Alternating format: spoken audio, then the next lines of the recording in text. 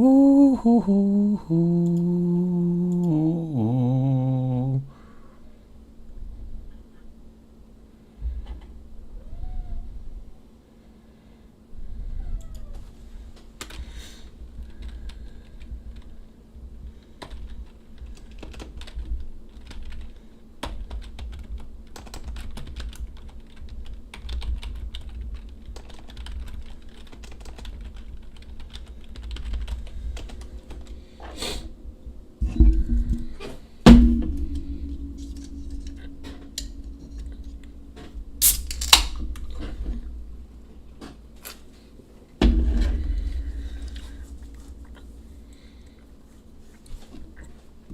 What up, ladies?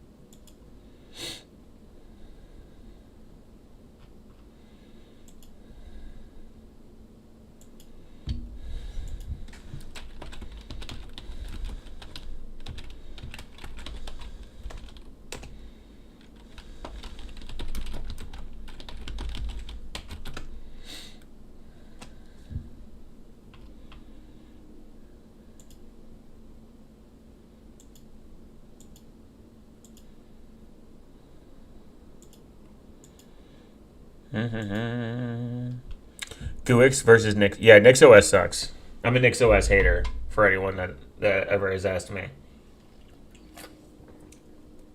I've never seen the purpose of NixOS. People say it's portable, it's portable.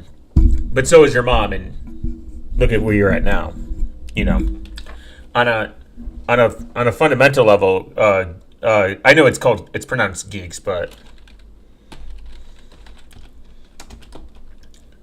what a stupid way to spell it. English already sucks hard enough.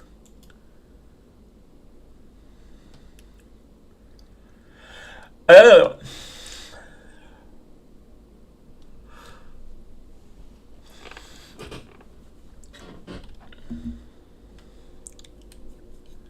New geeks.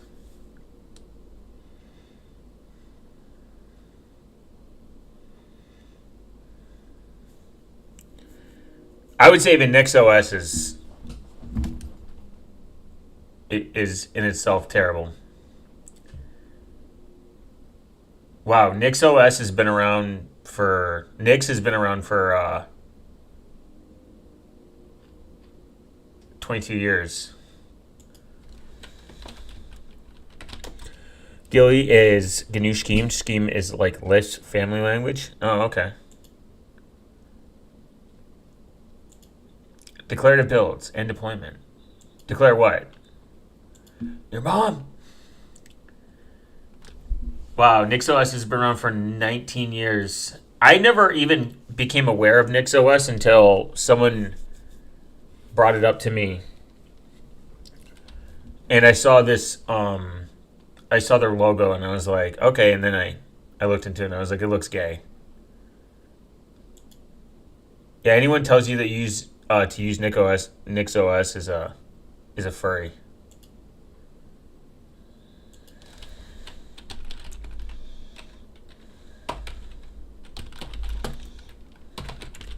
All right, so Monero's price is going through the roof. You'll be able to afford your wife's boyfriend's next gift. Don't forget about him. He keeps her sane.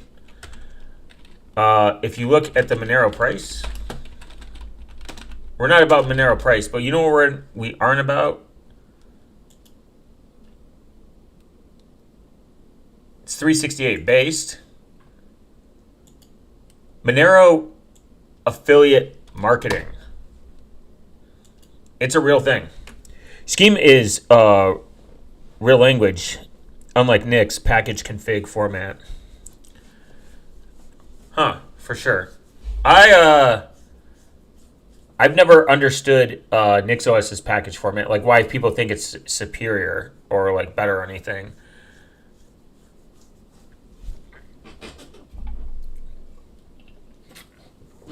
I don't see the hype.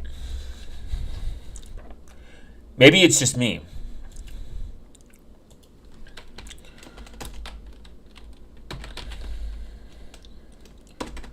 Guys, you know the whole point of Monero is to increase your privacy.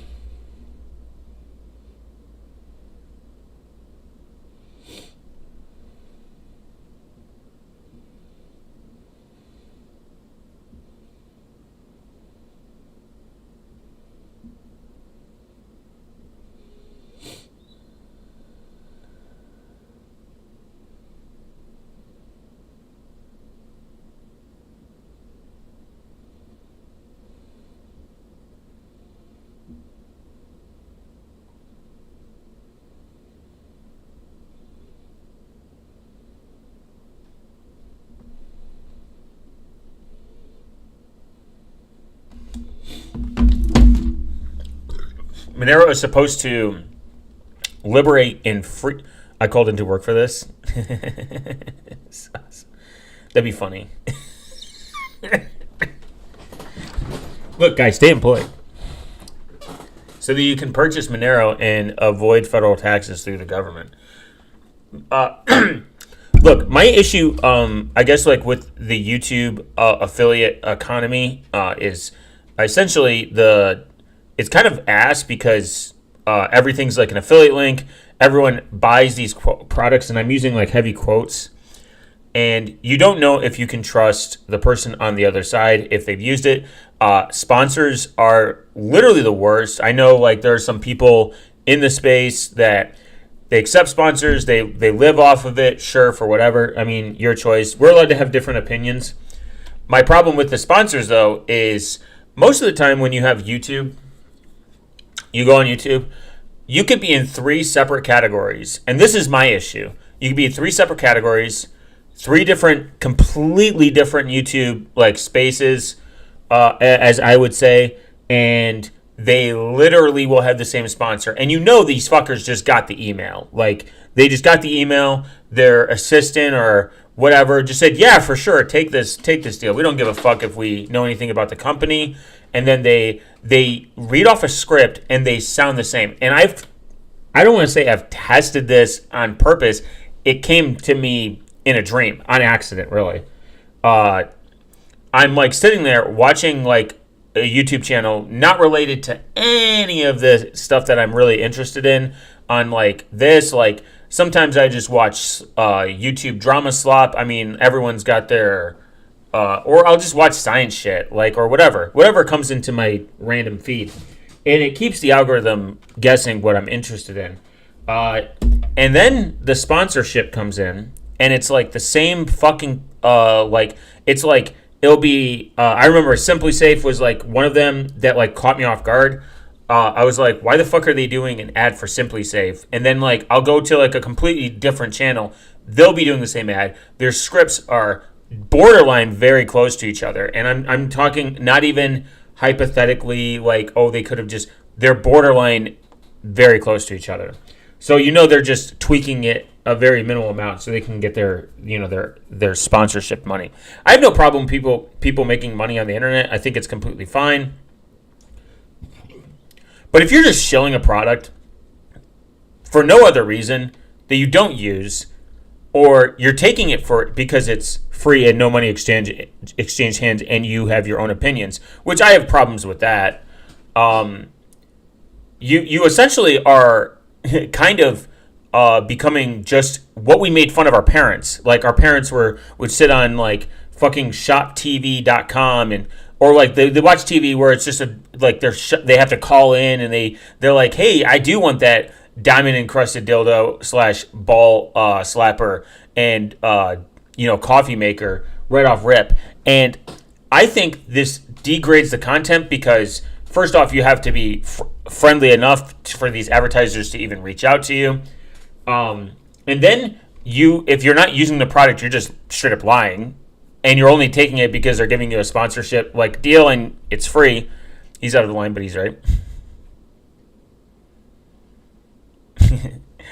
And I would say even the bigger problem with the sponsorships that come across, most of the time they are just like, they just literally mass email like multiple, like probably like 10,000 like YouTubers or whatever, and then you just hear it. Like you hear the same fucking script, you hear the same people that do it, and it's become a problem because it's like there's no way that these many people use this and they sound the same, and that's the issue.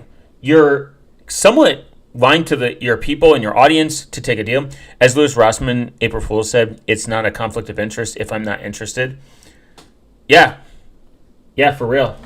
And it's actually, that is actually a good point, that I think it's always a conflict of interest when you're showing a product, even if you don't pay for it, because that is somewhat going to influence your opinion of it. Maybe less, but if someone gave me a free product, especially if I am it's in the exact same space, like if I was doing plumbing like content or fucking like computer content, and they send me a unit, it doesn't mean I'm gonna be more honest because I didn't pay for it. I would actually be more honest if I did pay for it. Because if it sucks, I'm going to tell you it sucks. I mean, nothing. I just don't believe in the idea of a free lunch. So if like Unified send me a fucking product and I do a review on it, I think that is a conflict of interest because you sent me it for free. It doesn't matter if I send it back. It doesn't matter if I just think the integrity. You don't know the integrity of the person because we're just people on the internet.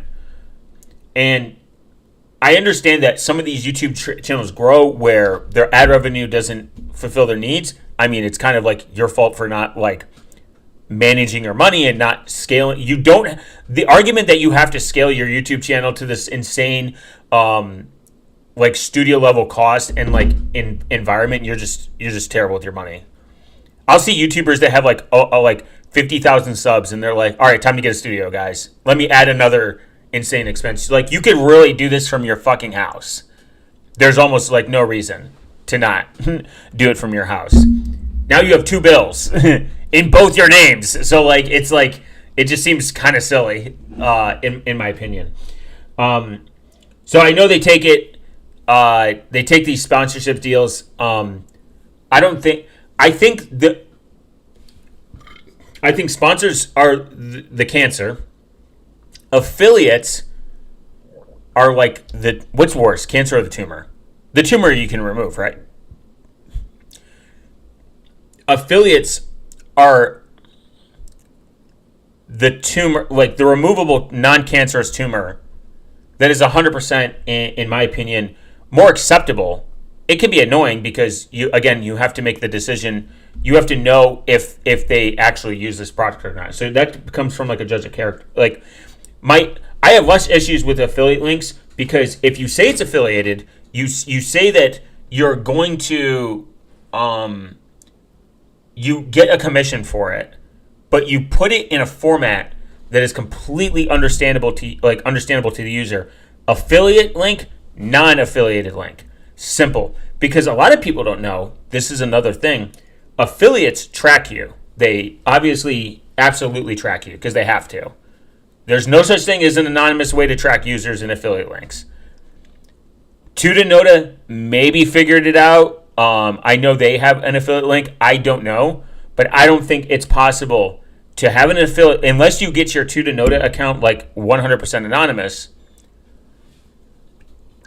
And they have a way to make this track. I would like to look deep into like how Tutanota does it. Because they actually don't run ads for the simple fact that the ads track you. Like if they have to run ads, they're going to collect analytics, and it's a way to track people.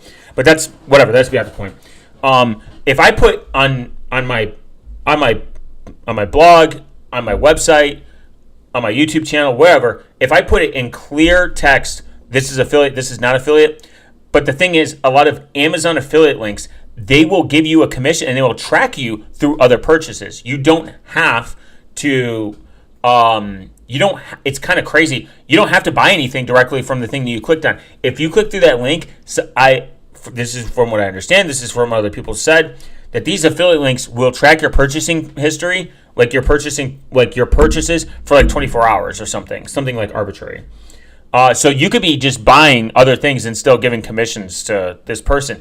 And that sounds like good faith, but now your purchase histories are being tracked and it's being sent off and it's let it through its own analytics. And I think that is, in my opinion, kind of dangerous. That's why you have to think about the affiliate links that you 100% use, and that you like. If you like the creator and it doesn't cost you anything extra, and you want to support them, and you don't want to just donate the money to them directly or whatever, for whatever reason, you want to go buy the $80, fucking frying machine / fleshlight, for sure, do it that way. But if you want to support the creator and purchase something, the affiliate links are probably maybe like the most, like, I would say, like, less like invasive and scummy way to do it. In a sense, like, I mean, like, invasive as like where, like, they probably own this and use it. And maybe invasive is not the right word. I think it would be good because, in a sense, they're using the product, so they probably have a link for it, so you could make an educated guess. But at the same time, you also are in the realm of where they could just be collecting affiliate links and putting them out there. You have to, like, I don't know, you have to think about it. But that brings up to the point. How can we have better affiliate marketing where the creators get rewarded, it's private, and you help support the free and open source and decentralized community? Because most of these fuckers that do the affiliate link stuff, I mean, Louis Rossmann has talked about it. He says, like, if you purchase through, like, the affiliate links, they get a you can get other purchasing power.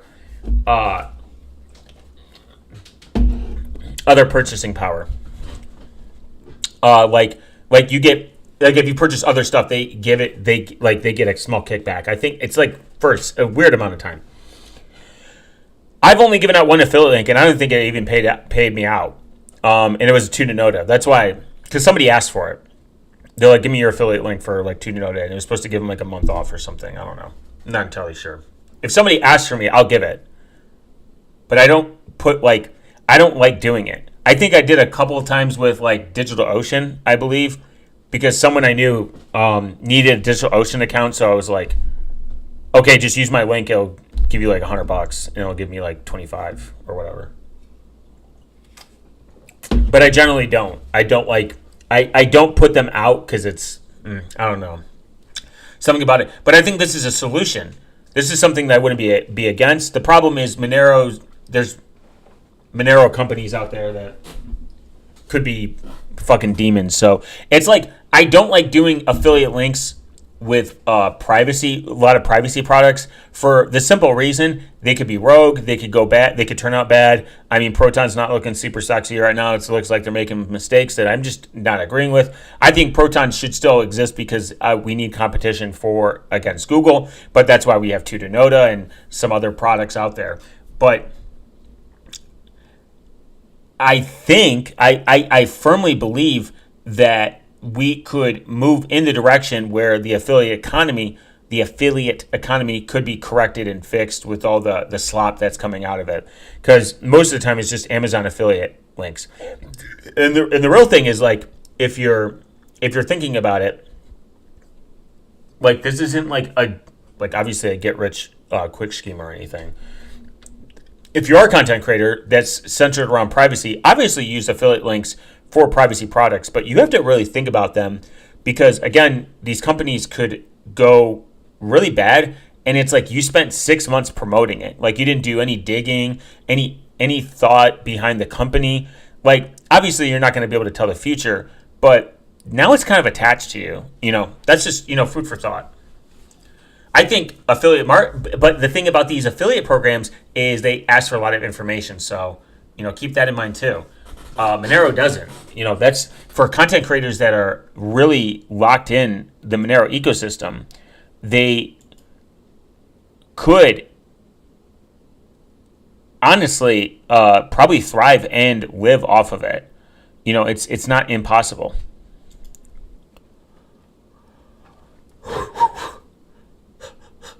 So we're going to look at this. Monerica has an interesting blog on this.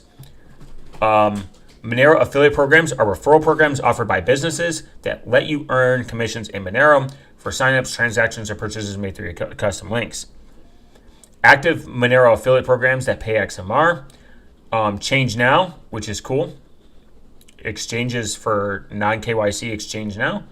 Commission up to 25% of their profit. Cookie duration 30 days. Minimum withdrawal something BTC. Payout options BTC.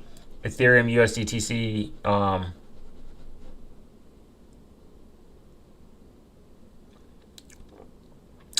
And Monero. CipherGo is an exchange aggregator which allows sorting by the best rate or KYC level before making a swap. 50% fixed float. I've used fixed float. They're all right. I've used Sage Swap. I don't know what CipherGo is. PTC, Monero, swap. A lot of swap stuff. Monero slots, gambling. Sims Up. I think this one still active?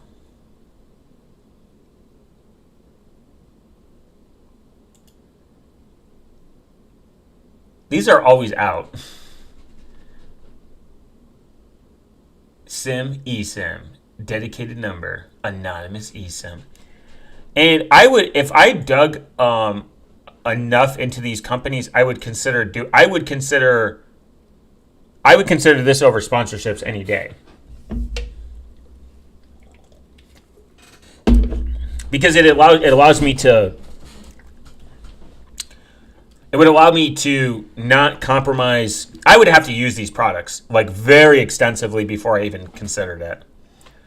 Era VPN, I would never use these. These guys make me uncomfortable, even because they have like a lion on it. Private Alps offers offshore servers, web hosting. I don't believe you should use actually VPSs in most cases. I think you should.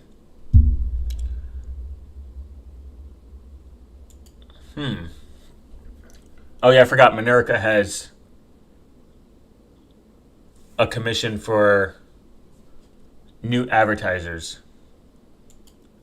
My only issue with really affiliates is like, I guess like I would have to be convinced otherwise. I would have to use every one of these products. Maybe I'll do a poll at some point. To fiat.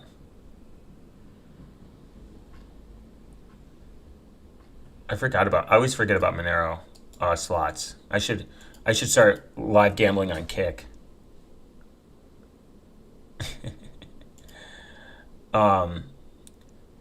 X Exchange Me is an instant exchange with CL Tor support. Popular Monero users. Oh, nice. Let's see.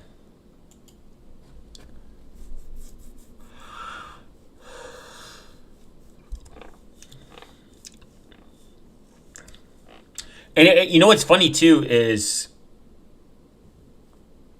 before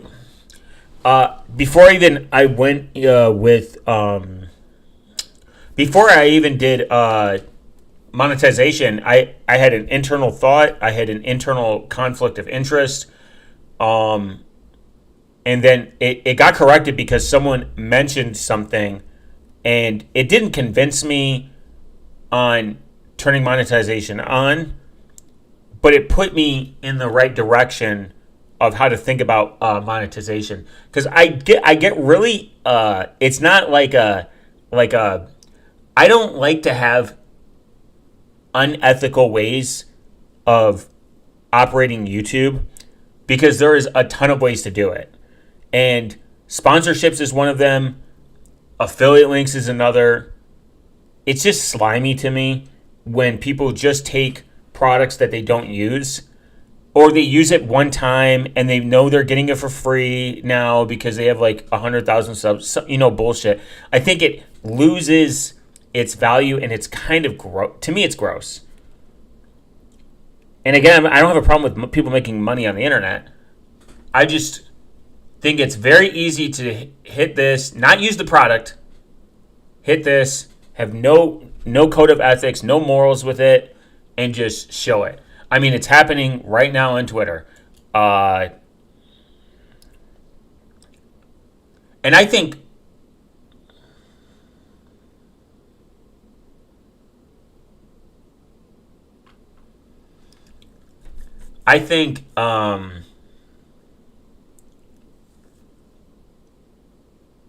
it's 100% easy to get sucked into. It's 100% easy to get sucked into just doing it for the bag and not the vision. I think the mission is more important. The vision's more important. And I don't really think that it's a good idea to just fill up your book with just affiliate links. I would have to use these things.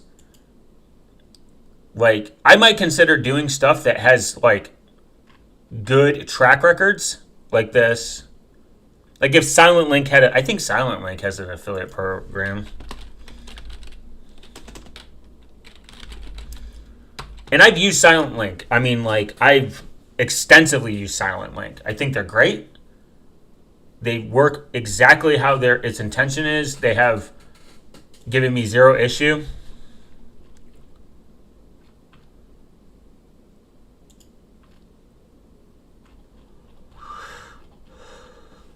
What, no affiliate link? I'm out, baby. I'm out, bitch.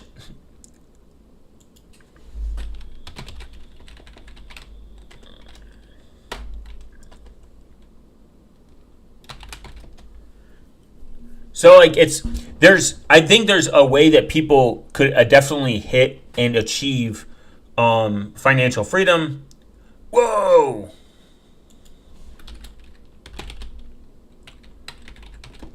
In a way that isn't like just go on you and a part of it was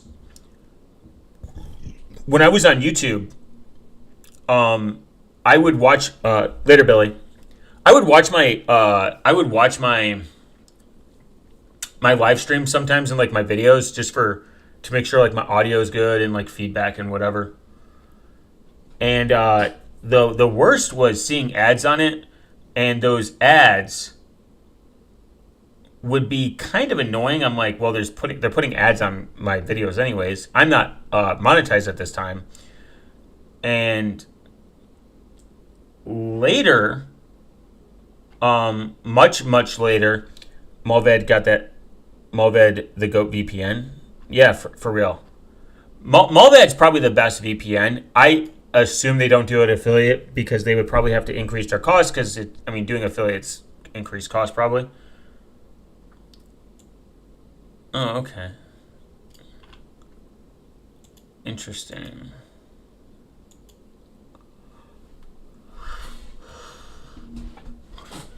Paste your you have to use PGP. Decode the message. We'll provide. You just paste the code from your message. Submit. Once you're logged in, you get your plane with a username or seek a referral link. If someone makes an exchange after entering the site with your link, you will get up to 50% of the exchange fees we make. So like, there's definitely good. I mean, your minimum USD income $0. Level 1.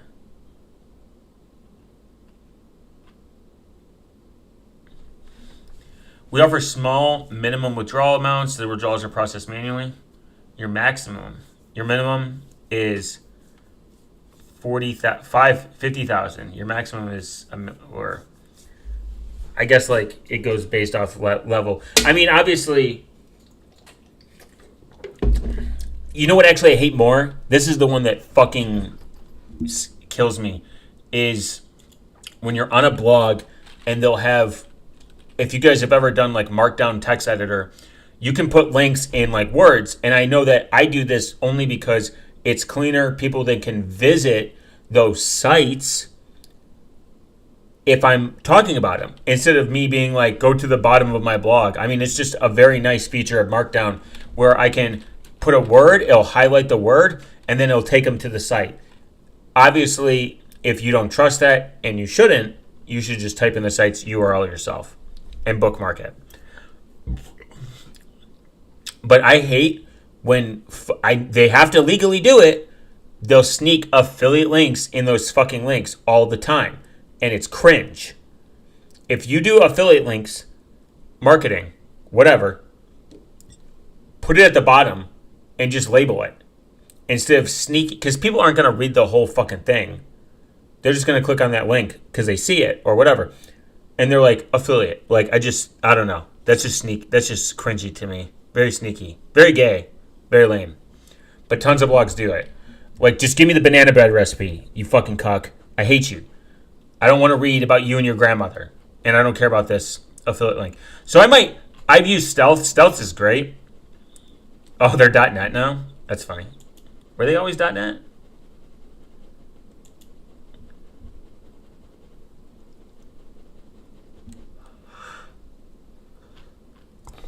Stealth is good. I used to get eSIMs from them. I don't think they do anymore. It was like real plans.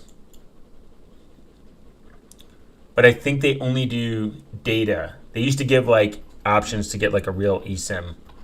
And I was corrected on something. JMP Chat does accept Monero after sign up, which I still think is kind of lame. I think they have one, don't they? I could have sworn.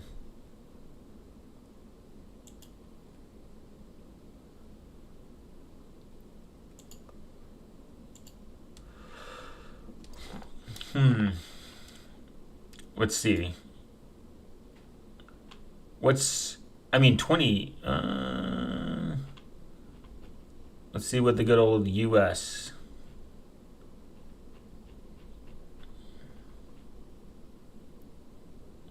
So, United States, 30 days. Oh, 5 gigs, 30 days. Let's see what that we're on. $12. That's crazy good. Damn, that's cheap.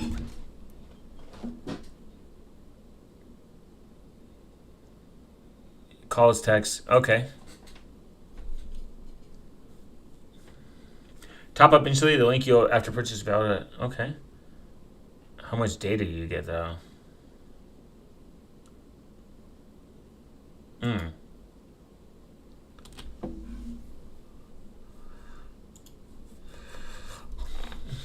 I might test these.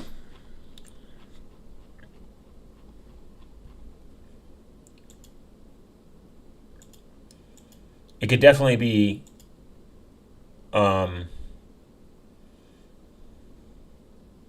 it could definitely be one of those things that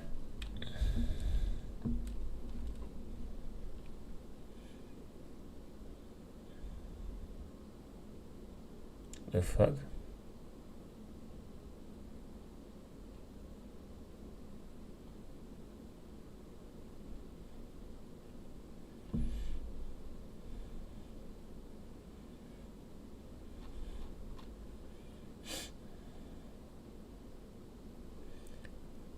Let's see.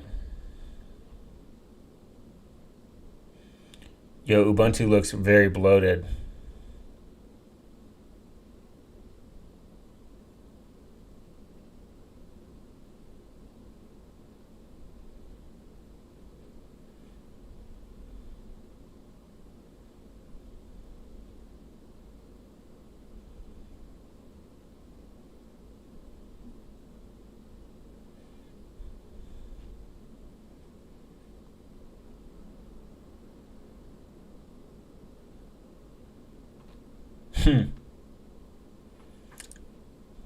Let's see.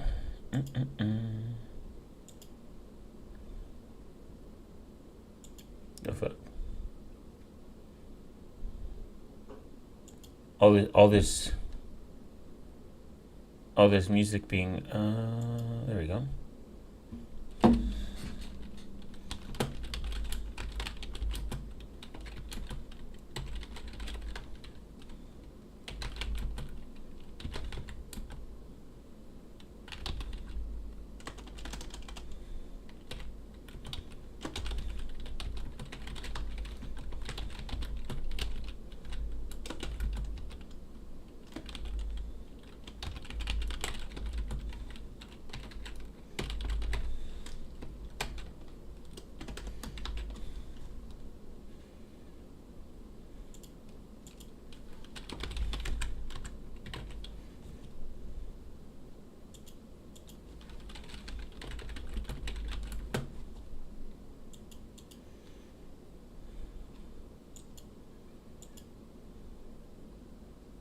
Cool.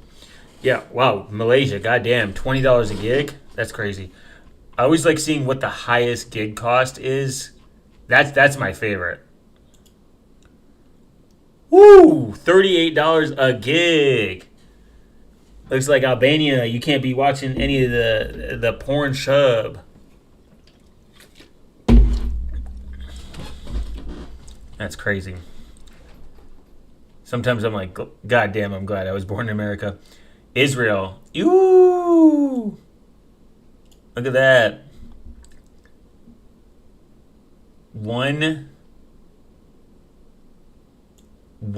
fucking HD 4K video would just cost you an absolute bonkers amount of money. Imagine watching Lord of the Rings in 4K. How much?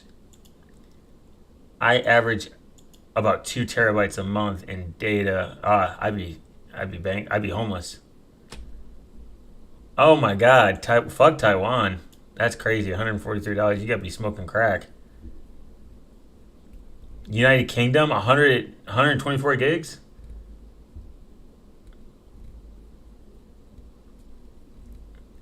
Well, Vodafone can suck my dick. USA, USA. FirstNet. Okay. Uzbekistan. Vietnam. Damn, I'm glad I'm not.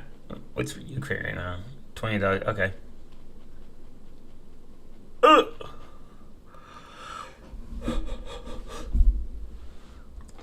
I mean, Silent Link is pretty based.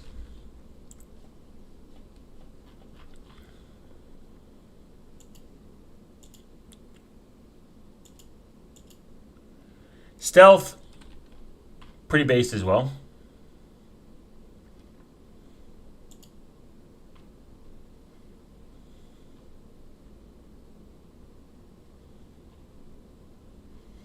And I even think that, like, if you are going out and purchasing this stuff with your money, not that you have to verify that, but if you're consistently purchasing this stuff and you want to recoup the cost, obviously, because you don't want to run your like YouTube at a negative, like you don't want to be costing yourself money for fun or your blog or whatever. I don't even think there's a problem with that. I don't think there's an issue with, again, people making money. I think the issue is I think people just take affiliate links and that's it, and they just use them. They don't care. They don't care about the end user. They don't care about the product they're using. They don't think about it. They don't test.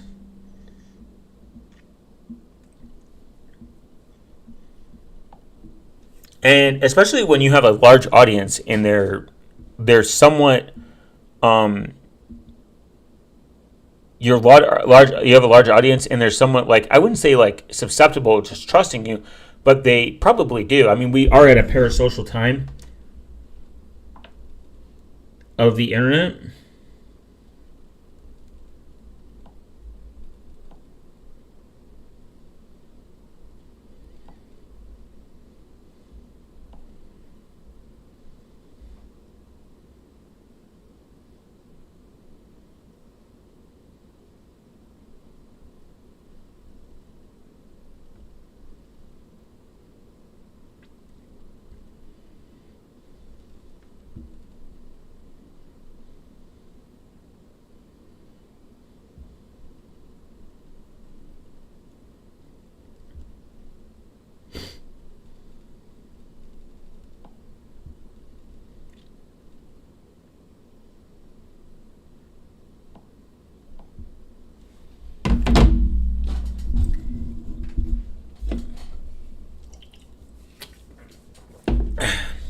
Now, I think that, like, I believe that, like, if you are, it's less of a conflict of interest when it's, like, obviously not in a, I guess, like, the same realm of, like, your area. Maybe, like, if you get, like, if you're in tech and you get, like, I think that, I don't know, that might be worse. It might be worse when it's not in the realm because then you're just showing a product you don't know about.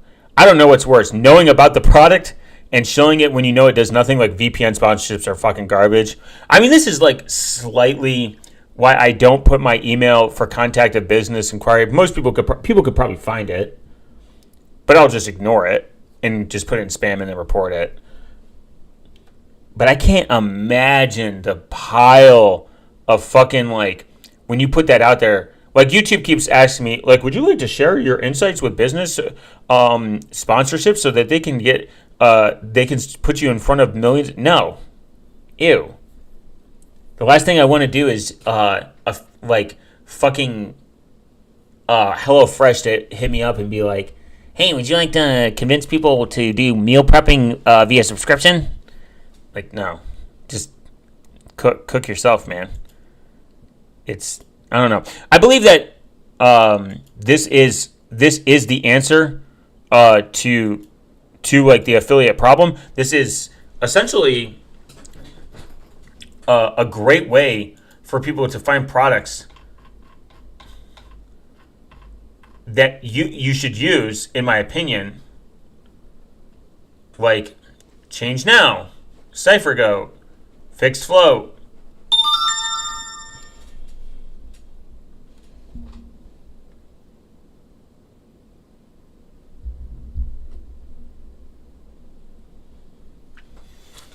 And all, like, Sage Swap, all these things. It's even better when it's they have a tour site.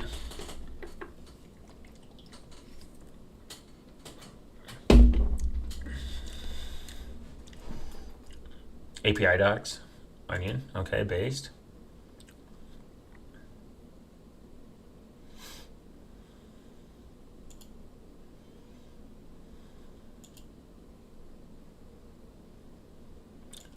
Let's say one Bitcoin for one Monero.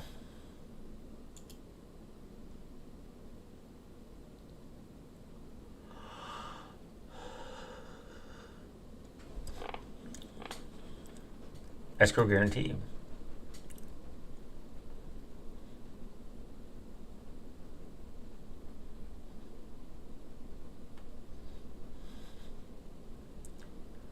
Huh. We've decided to speed up work that was important, so the important changes. You can try. As of today, we have deposited 2,000 in escrow with SFR10, so the exchanges can proceed without problems. Huh.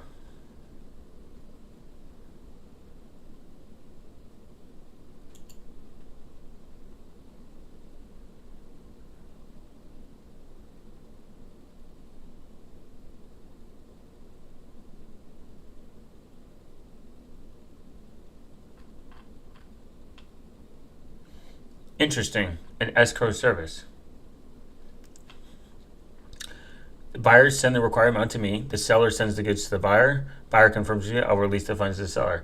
Step 2, steps for 4 and 5. Owner, buyer sends the request money. I'll be releasing the, okay. My fee is 1% or a minimum of, the greater would be the fee. A 1% storage fee will be added for each additional month. Bitcoin forums, very based. I didn't even know these are Bitcoin forums. Simple machines, interesting.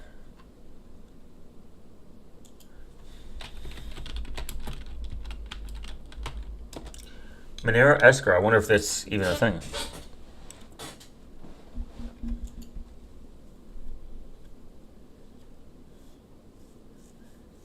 Monero, XMR escrow services. Get introduction to the following specialists.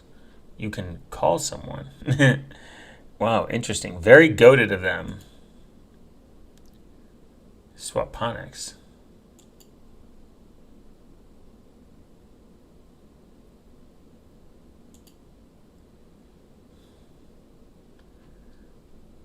The fuck?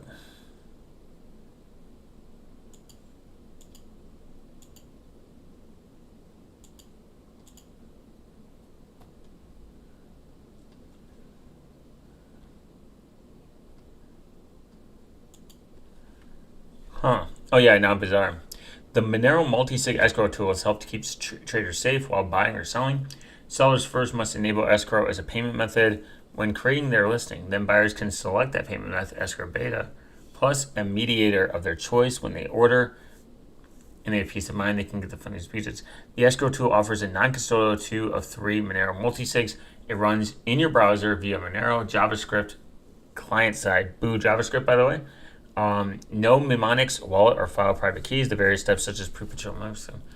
Traders do not need to be online at the same time, but the multi-sig cannot progress until each trader logs in and completes the step. Okay. Interesting. I forgot about Anon Bazaar. Sponsored by Pegasus Swap. Buy boldly, pay privately. But they accept Fura, which is not based. Wait, look, it's Orange Friend. OrangeFriend.com, my favorite site.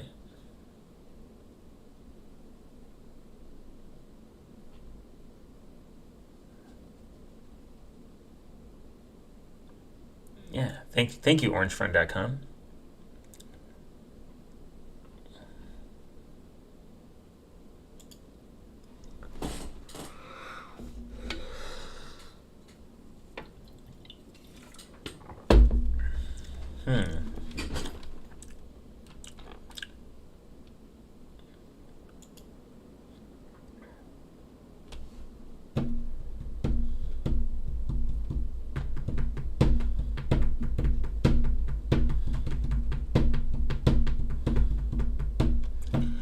The Monero conference, guys. Please, somebody get MoneroCon or Doug or anyone on the planet to do it in Kansas.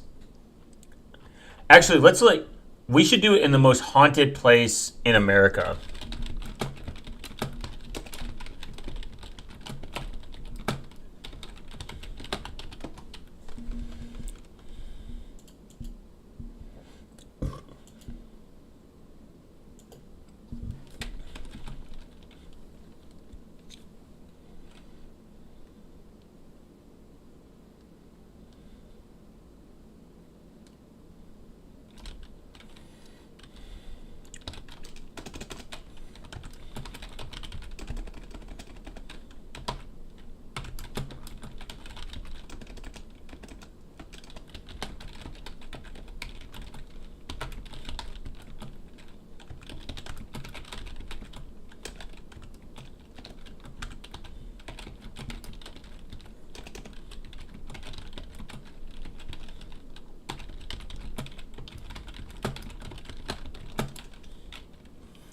Savannah, Georgia is often considered the most haunted has one of the most haunted cities in America, known for its rich history of battles, epidemics, and tragic events that contributed to a ghostly reputation.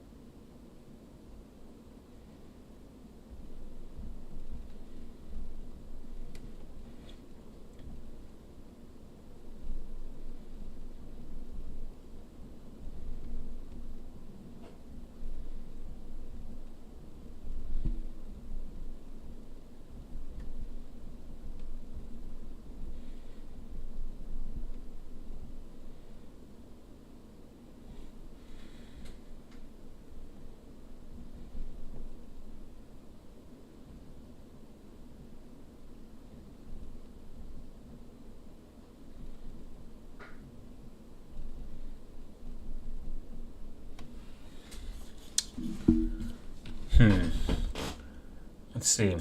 Savannah, Georgia is often considered one of the most haunted places. Other states like New Orleans, I mean, no one wants to go there. Salem also claimed this title, but Savannah frequently ranks among top due to its numerous ghost stories and haunted locations. Why does it matter if it's 20 or 13?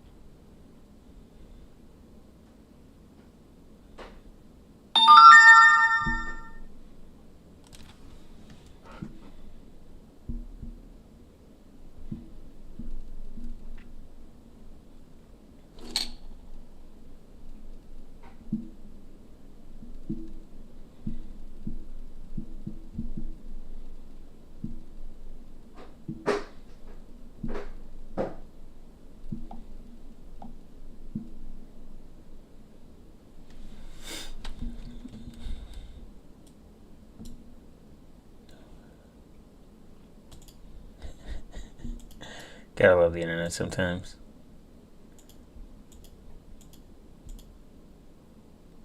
Wow, based. Oh well, not allowed. Gay. Maybe they'll let me. Maybe because it says 13. Cool. Hauntedrooms.com is New Orleans, LA, Savannah, Georgia. Savannah, Georgia is possibly America's most haunted. Possibly America's most haunted city. Why isn't it number one then? A city built on its dead. There are rumored to be over 20,000 bodies buried beneath the historic downtown district. Feature both on ghost adventures and ghost hunters, which are fake, by the way.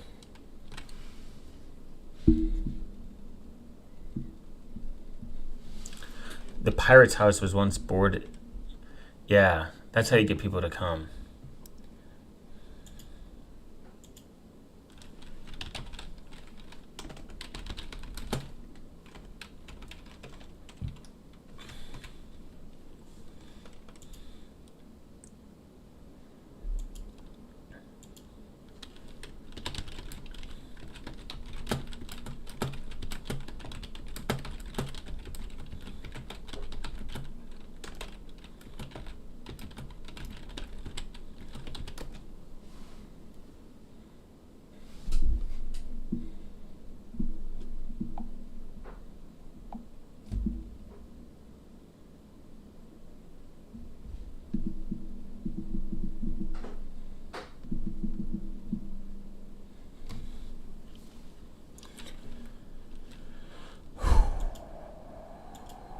Maybe I just need to do it. Maybe I need to make a Monero Con.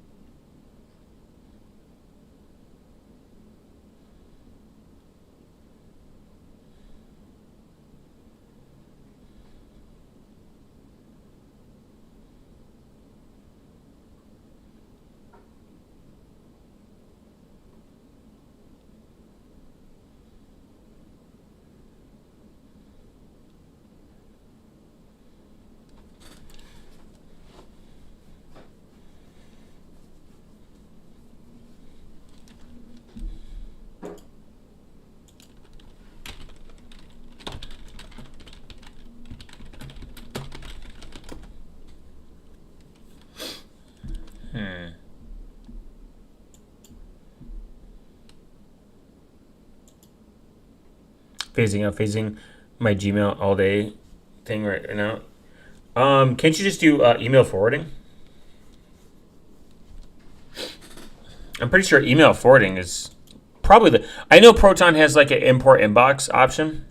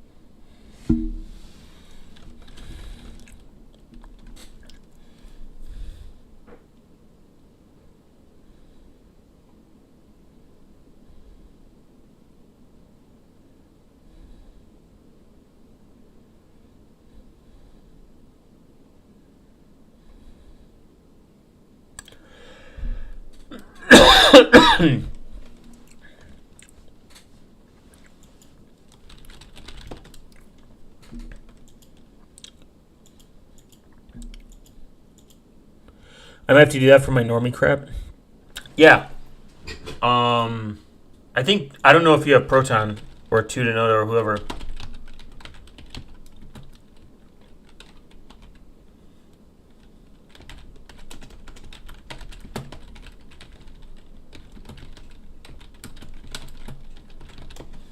I think it is.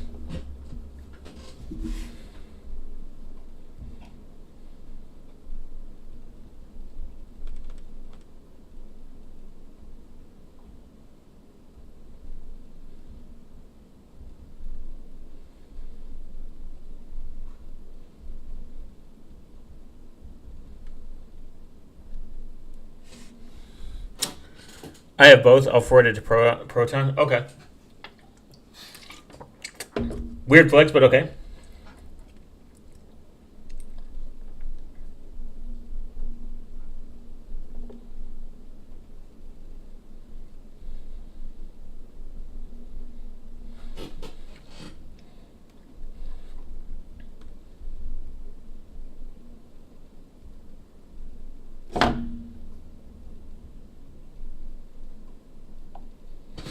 Actually, I have. I can't even say anything. I do have both by accident because I forgot to cancel my subscription with Proton, so I have it for one more year. I'll keep it though.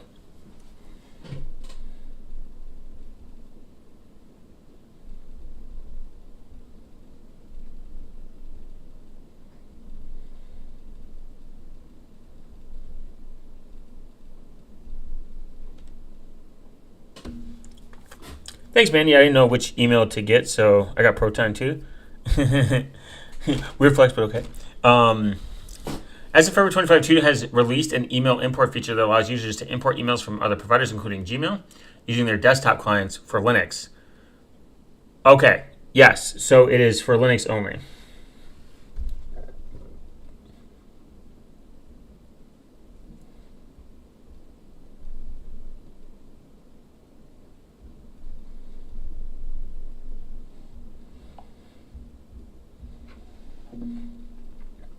I know it was like a super requested feature, and Proton had it. RIP Pissmail, though. I'm very sad to find out Pissmail is gone.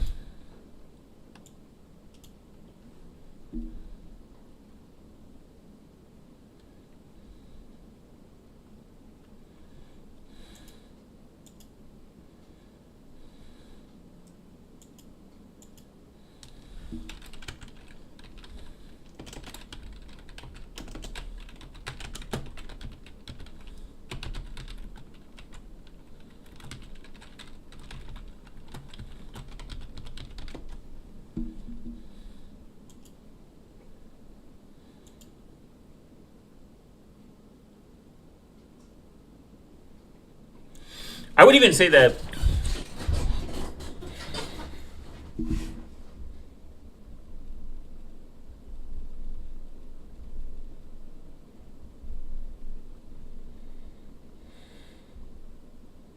up on.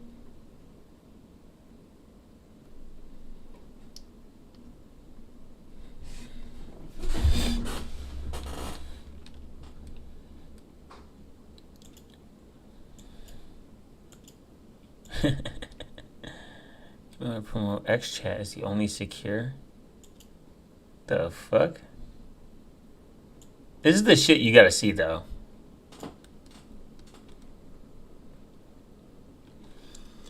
Katie Millier promotes XChat as the only secure encrypted messaging app that will criticize security flaws in Signal, WhatsApp, Telegram, and iMessage.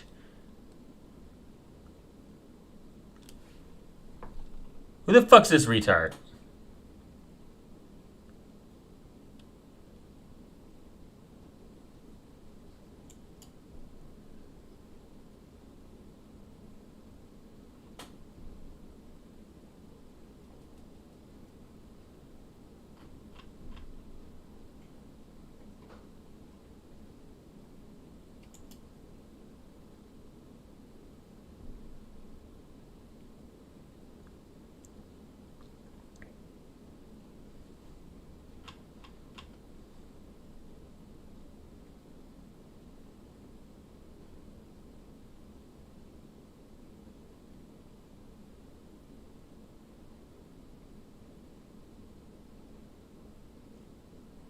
This bit's retarded?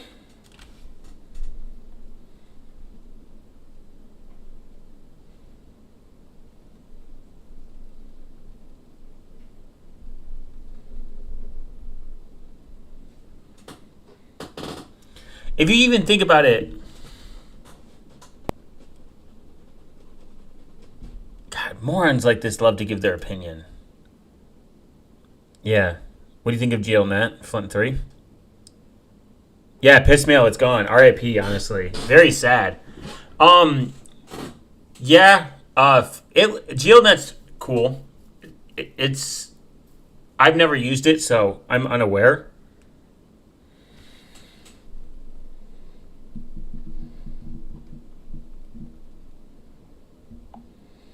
I actually I lied. Let me reframe that. I have used a GLNet. I've used their travel router. I have not used their home-based router. Travel router, great. Home-based router, unsure. I use Unify because I'm a shill for them. I think they make good products, and they let me host my controller locally, which I do.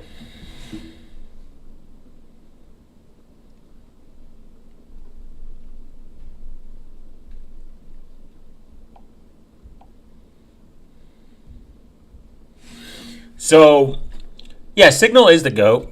I mean, are there people find flaws in encrypted messaging apps, and they're like, Sam Bent recommend Front 3. Yeah, he does make good recommendations. He showed me that. It's pretty based. But did you use his affiliate link? I really don't like when news outlets find out, or the privacy community become aware of a security vulnerability, and they're like, oh my god, no, my favorite app has a fucking vulnerability. They can't handle it. It's everything is supposed to be unhackable, uncrackable. Us knowing about the security flaw pretty much confirms that it exists, so awesome, it can be fixed now. Not knowing about the security flaw and how the company handles it is the real issue. If Signal was negative no link, boo. if Signal got word that this security vulnerability existed and they did zero things about it, they didn't handle anything, they didn't change anything, they just kept it under the rug, yeah, fuck them then. But Signal's pretty transparent on how to fix some of these things. They come out pretty quick with a fix. The vulnerability with the notifications isn't really a Signal problem. It's a notification problem. Notifications on mobile platforms are notoriously problematic. It's kind of like, oh, it's systemD again. Oh, it's a notification problem again. Notifications are generally free with certain backends. Like when you develop an app and you have a backend service, Google Firebase and a lot of other DevOps ship to application companies will include a way to do notifications for free, so you don't have to pay, obviously, for a certain amount of users, because obviously notifications cost money to run. Like you have to send and post a request, like send a request, and it's like, hey, I do this thing, send and post or whatever. So with that being said,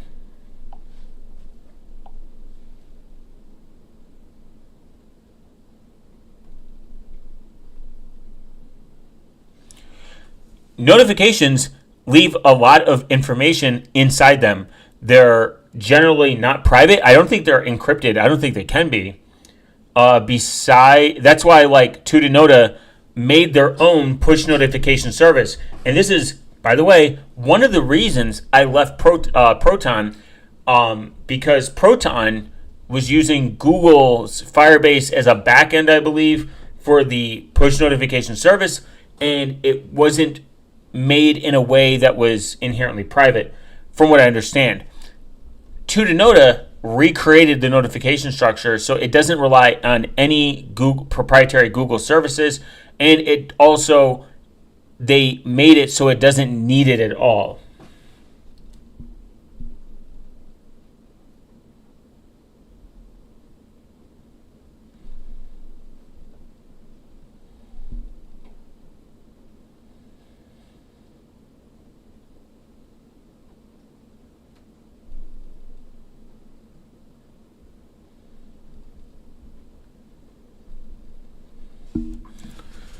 So, I mean, do it. I say just disable notifications or run Unified Push and run it yourself. I personally just run Unified Push, or I disable notifications. I hate them.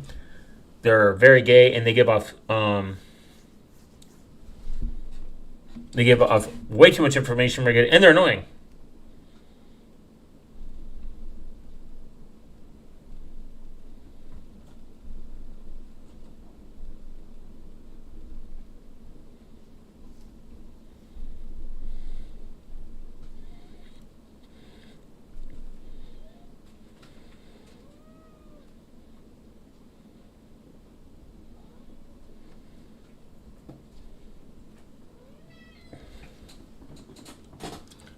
Pretty basic from Tuta. Yeah, they redesigned a lot of really cool products from the ground up, because a lot of stuff just it's not built with privacy, especially email. Now, I know people will be irated about it or mad or whatever or gay. I want them to come out with a drive. Google itself is gay. They poo-poo on their PP for real.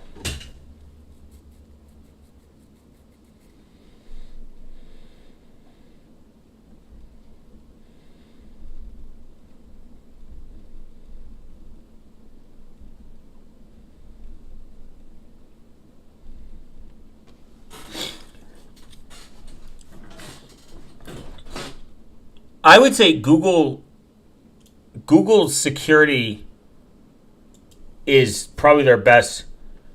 Google's security is probably the best thing they've done.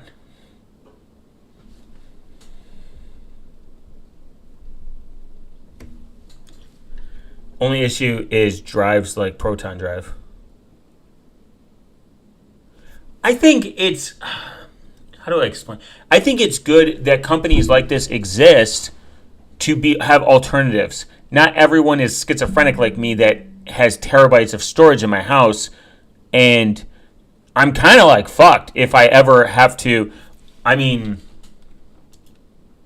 let's look.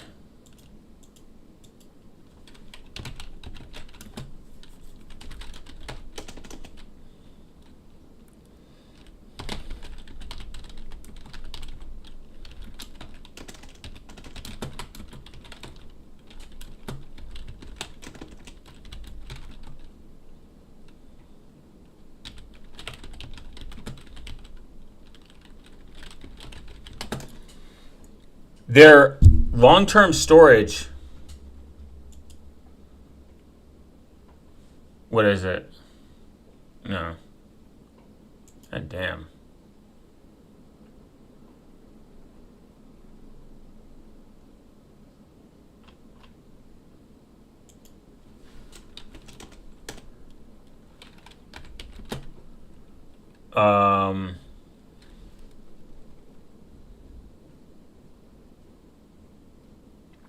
Me neither, but if I did, man, self-host is just impossible for me. I live in, oh, okay.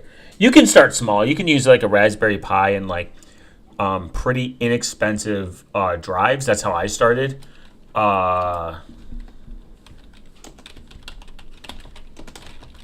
What's it called? I think it's called like Ice Drive or something.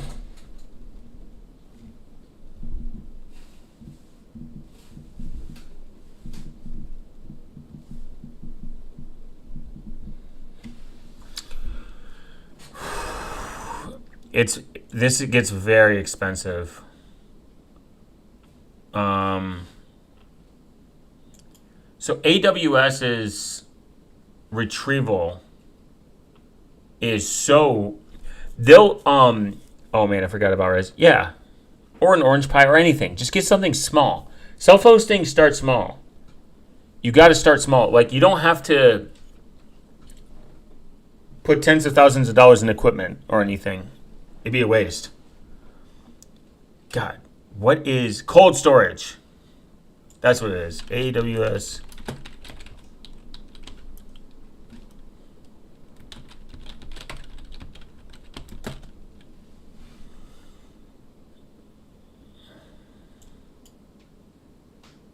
It's expensive. Glacier. This Glacier.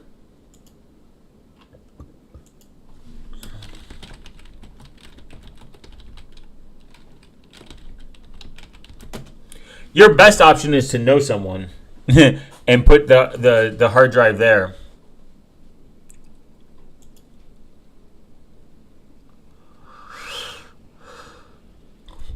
It gets, oh my God, it gets so fucking expensive. I think if I were to restore from Glacier, it'd be like tens of thousands of dollars.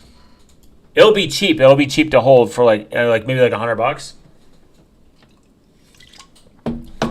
But in fancy words to pitch, it does. I mean, it kind of makes. I mean, all right. I'm not defending Amazon, but Glacier does sound kind of based.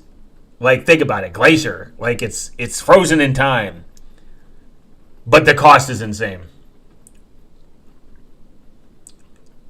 Maybe I could do just Backblaze. Backblaze is pretty good. Their pricing is relatively cheap. But someone told me their hard drive report is fake. Like, it's not good. They have like a detailed post about it.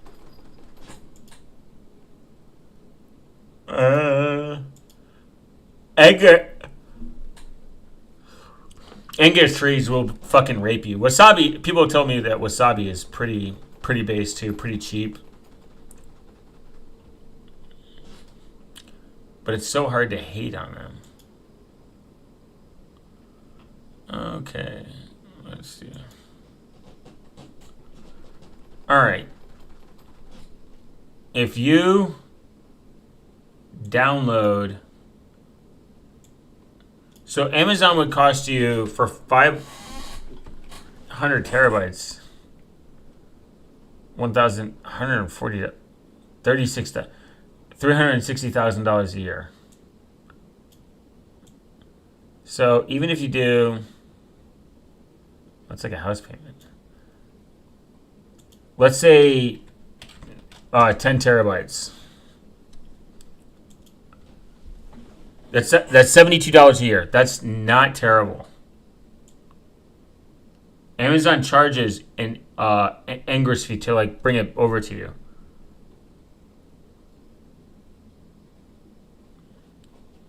If I'm downloading 10 terabytes a month,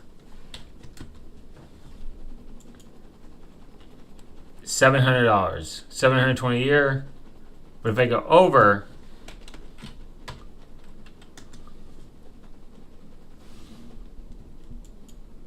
it's going to cost me like $100 a month. Amazon will be like $100,000. Sometimes to restore through Amazon Glacier, it's like it'll be like 40 grand or something for no reason. That's why you get S3 at home.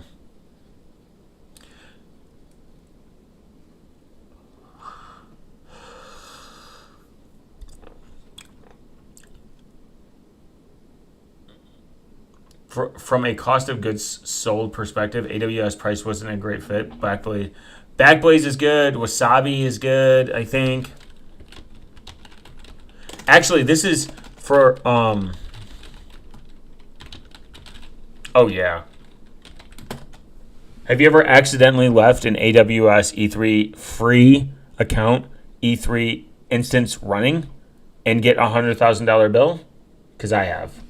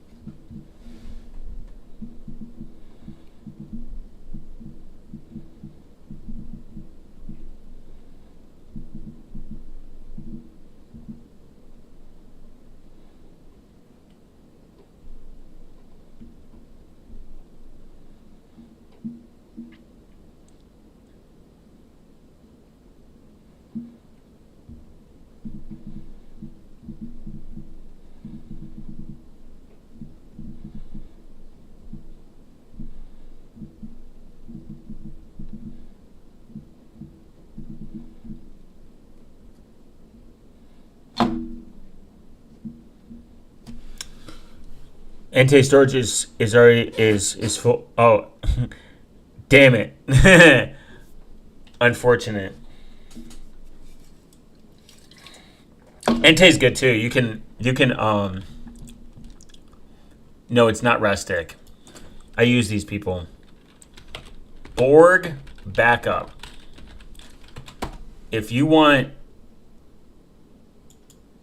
based Borg backup that's encrypted.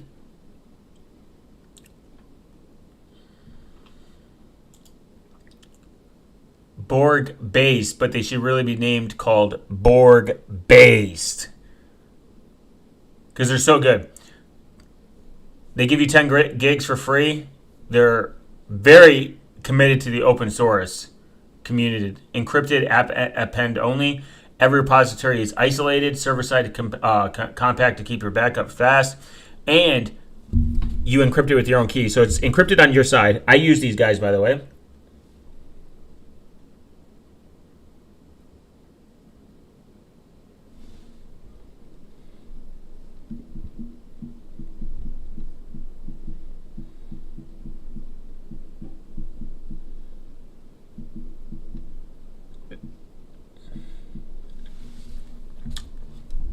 Yeah, I love these guys. There's even a F-Droid free and open source, third party, by the way, not maintained by them, client for your phone. But their pricing is really good. So for 250 gigs, 10 repositories, you can pick EU or US regions. But they give you 10 gigs for free. I think that's nice. Unlimited repos. $80 a year for a terabyte is actually insane. I need to wipe metadata off the pics I downloaded all them, and now got GUIX installed in the VM based. Welcome back.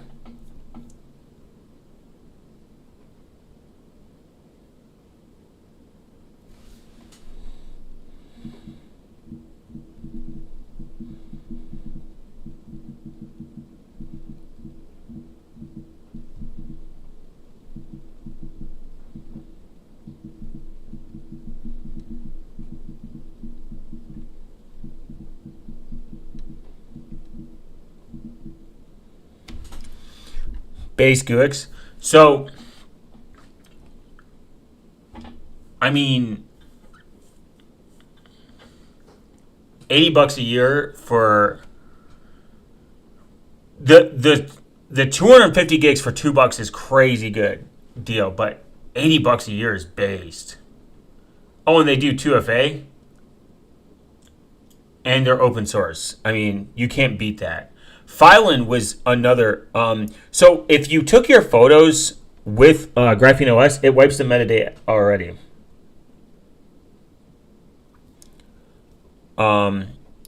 Geeks, it's pronounced geeks. I'm gonna say Guix. It's Ganooser. So if you're actually, I love storage. I love learning about storage and backups and proper backups. I'm a storage geek, you could say, a storage connoisseur. But if you want another option, I have never used these people. I'm waiting for them to come out with another lifetime plan. Nice, they got their network drive.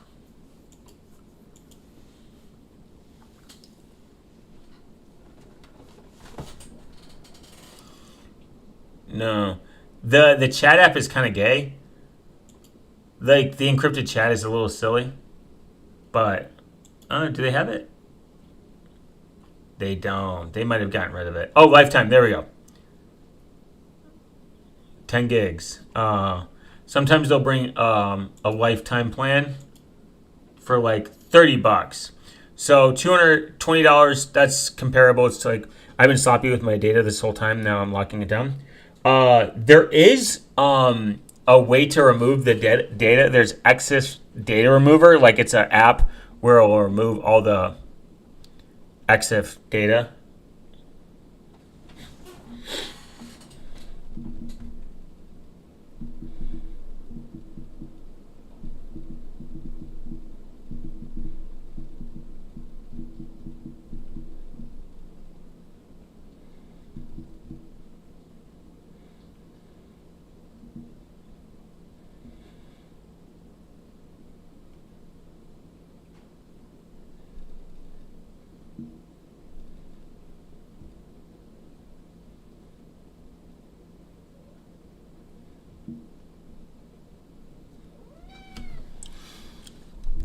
Bought the Pixel 9a and installed Graphene OS. Just hop to 129 gigs is enough.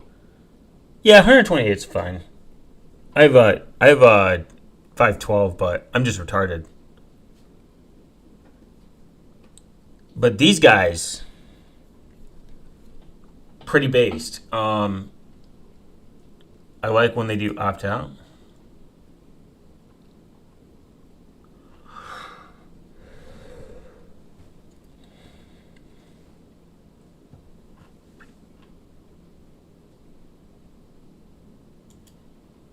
And they have web, desktop, mobile CLI. Again, not use these guys, but I have used Borg backup. Borg's like a very nice, well understood protocol. Like people are Borg enjoyers. They will tell you no end about it. And I would say even it's good to have I understand people are like, oh, but the cloud is just someone else's fucking computer. Well, so is my balls. If your data is important and your house burns down, you're not going to be like, whoa. You're going to be like pissed that you should have put it somewhere else. So they're comparable. They are priced relatively the same. What's a terabyte for them? Oh. So they have a better, I would say, 2 terabyte option. 2 terabytes, about 110. And then Borg, 1 terabyte, 80. Not bad. Pricing wise, both. I will use Borg. I just installed Chinogram. You're about to be very upset because Chinogram can't do JMP chat anymore or something. There's something going on with that. I think, they migrated services or something.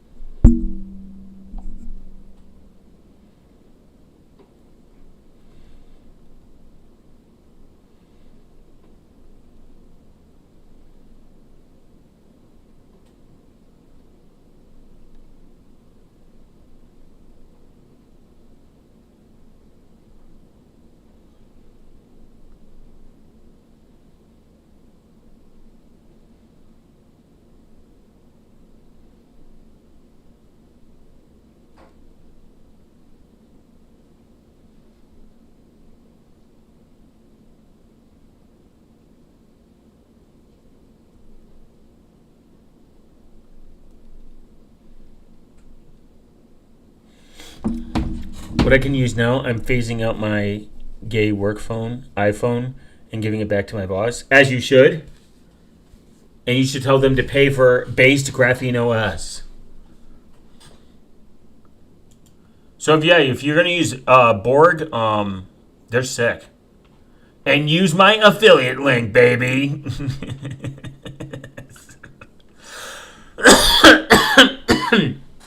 They have good monitoring and alerts, but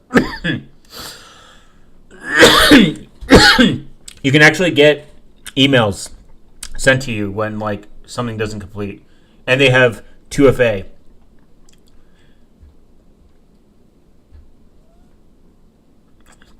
Any company that allows you to use hardware keys or 2FA as a software, amazing. Based, actually. But there are 2 terabytes for $12 a month is not terrible. Filing is a little bit cheaper, but not bad. Limo, how do I use JMP chat for Graphene? Oh, you can't. You talking about the chat? So, let's see.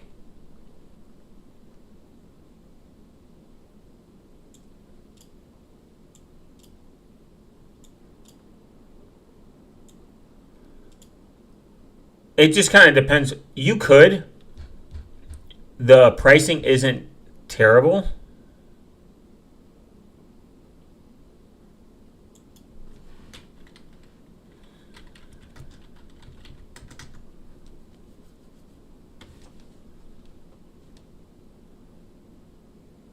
So you would go on here,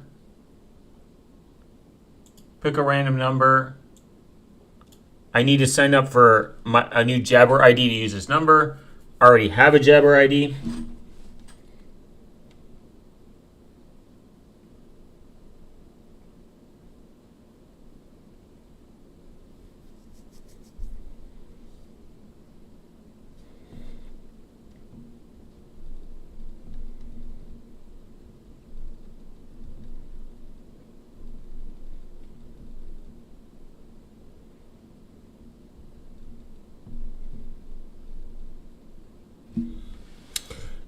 If it works, I get to completely phase out my work phone. Based. So you can, you can port your number to JMP chat too. They completely allowed it. So you set it up, you get on F-Droid, get your new number, pick the number, you submit your Jabber ID, and then your client, like Chinogram, will walk you through the process of how to pay for it in Bitcoin. You can renew it in Monero, which is pretty nice. So, and then they kind of answer the questions for the people that are like, how does it work? Well, no way. Port my own number. Yeah, I'm like right here.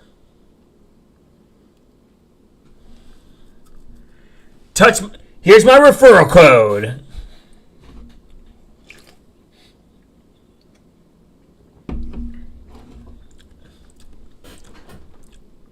And this is minutes only, no data. So you can get mobile data.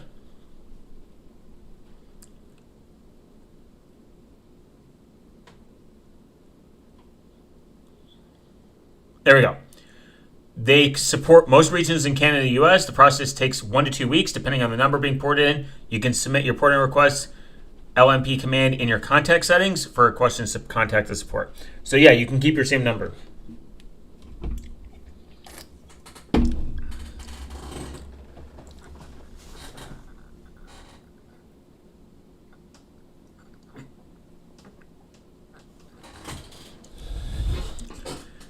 And if it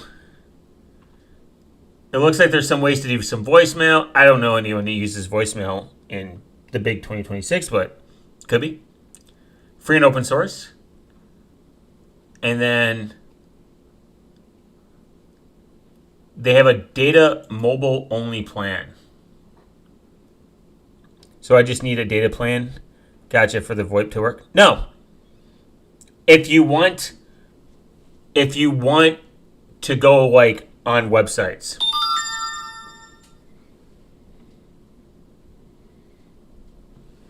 Like if you want to go and phone and text will work just by itself. Like it's normal. It'll work as normal.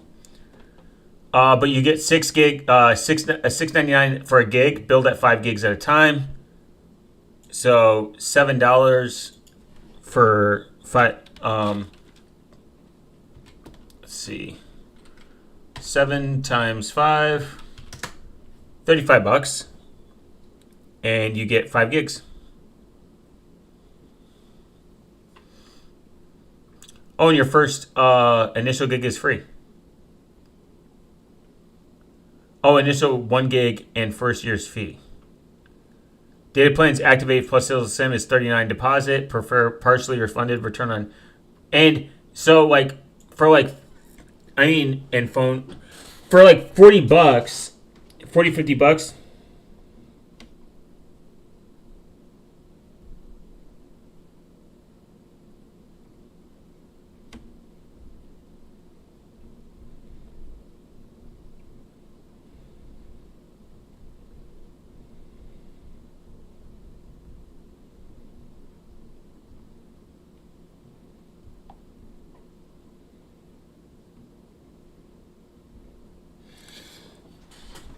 So for like $40, I mean, obviously there's cheaper options, but the thing is, like, if you want to go the open source, free and open source route,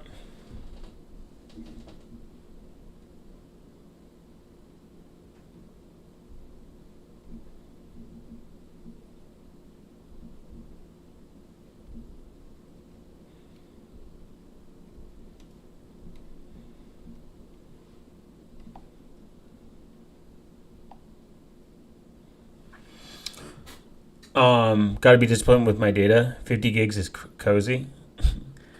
You realize with public Wi-Fi, you can kind of get away with less than 50 gigs. Well,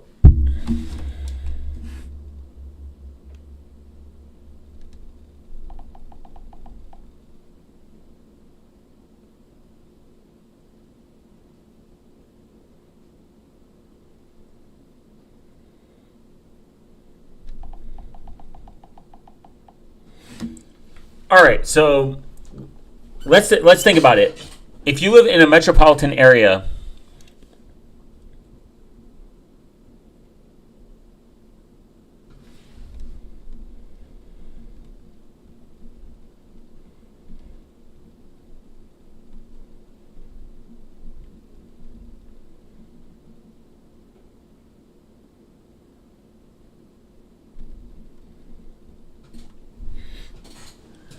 work is kind of remote, but I use their Wi-Fi running Mulvad. Oh, for sure. Oh, you could. Come on, man. If it's kind of remote, you can get away with, 50 gigs. It's like overkill. You can get away with probably like 5 gigs.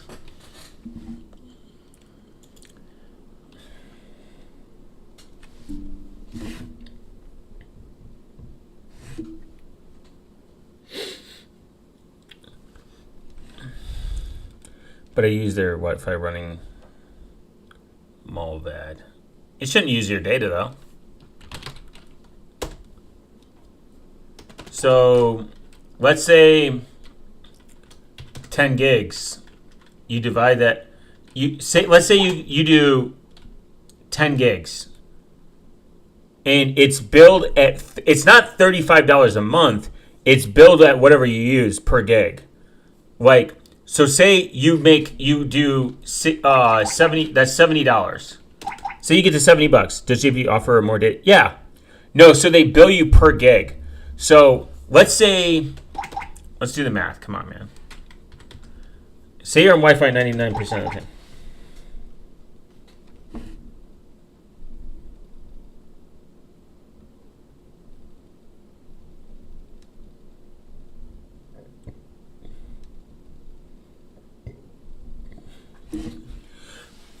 So they bill you per gig. It's kind of like the same way that Silent Link does. They use whatever you kind of do. Like if you use 50, why would you pay for 50 gigs if you don't use 50 gigs? You know what I mean? You're just, they're charging you $7 per gig. They bill you at 5 gigs at a time. So let's say you need 10 gigs for the whole year. That's $70. I mean, all right.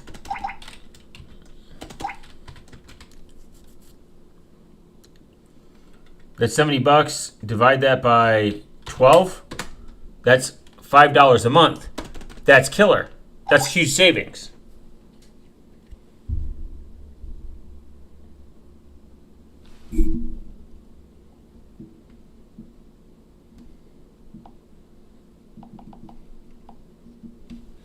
Now, let's see how far that 10 gigs gets you. Let's divide that by 12. If you could deal with less than a gig a month on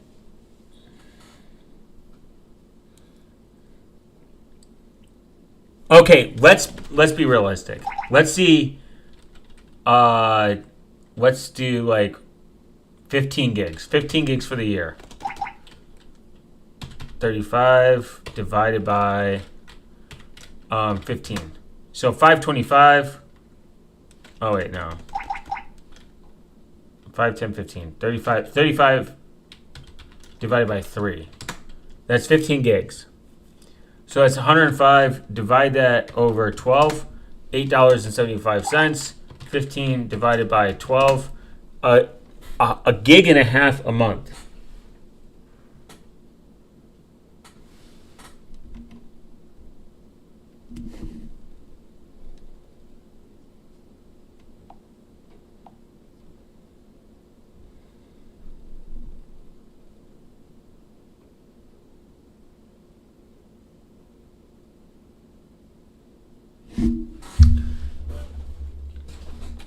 That's a good question to even ask myself. How much?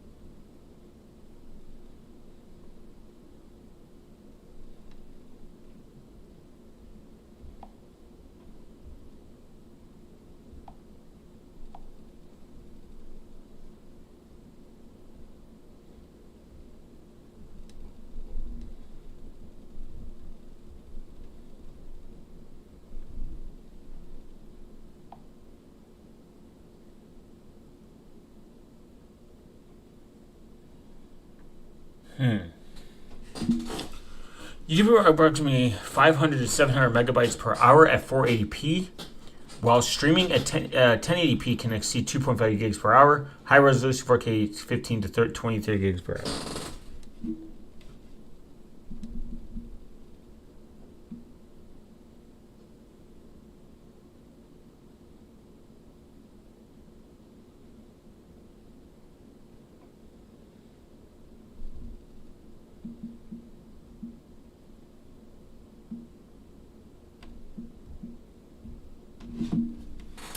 $105 a month, which is insane for what I use T-Mobile, but it's all about the speed. But you're right. Let's be real.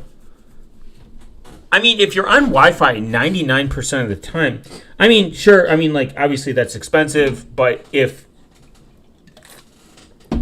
we're talking about $8, 105, like 110 a year now, think of all the savings that you could be using on free and open source projects. So, obviously, no one's watching 4K on their fucking phone. And if you are, you're a retard. And you need to be made fun of. You can't visualize 4K on a phone. Just do 1080, 2.5 gigs per hour. So, obviously, if you're in public, because I assume that most people watch video. if you're in public, don't watch YouTube for an hour, obviously. Because that will use half of your data.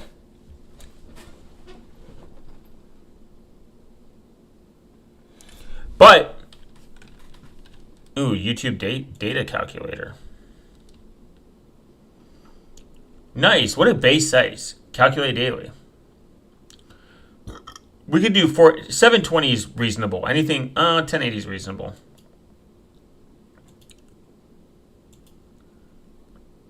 Ooh.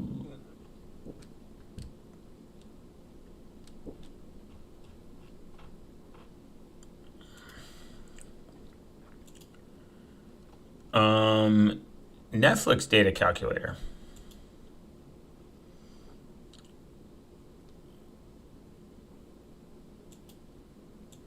Oh, that's using gigs. My phone barely can run 720, which is all I need. 1080 watch and Wi-Fi for sure. Really? You have the 9 Pro though. The 9? Really? You have the 9 though. The Pixel 9, you should be able to watch it. I mean, use Brave. I would never use the app.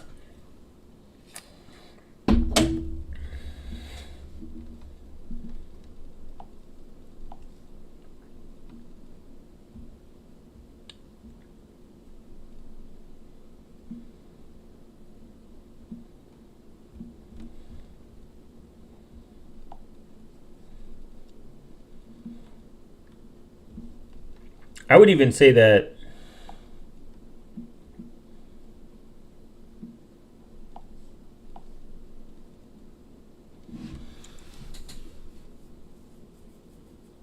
you should be able to run something. On the iPhone. I meant the Pixel 9a runs great. Oh, really?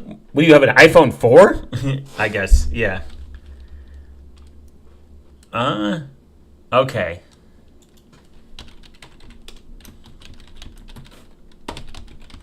Okay, so yeah, say you do 1080p. My data usage. Top 10 apps that use your internet data the fastest. Oh. So if you do, it's 3 gigs an hour, 15 Pro Max. 15 Pro Max? What? That's gotta be crack. That's crazy. So, ew. Say you get away with 15 gigs a year. I mean, there's tons of services out there that exist that could consume less.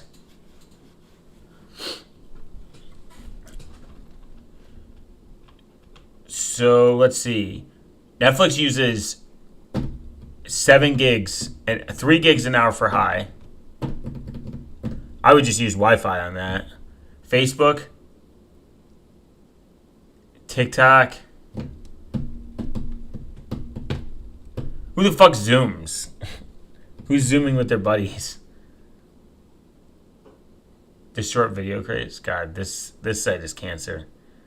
Hi, I'm Nancy. Do you want to know if SpeedNet Air Fiber is available in your area? No, Nancy.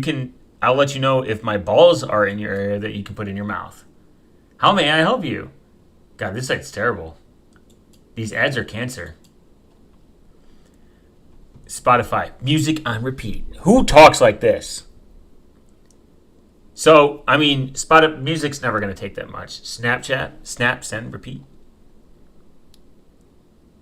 1 gig per day using Snapchat is crazy. Who are you gooning to?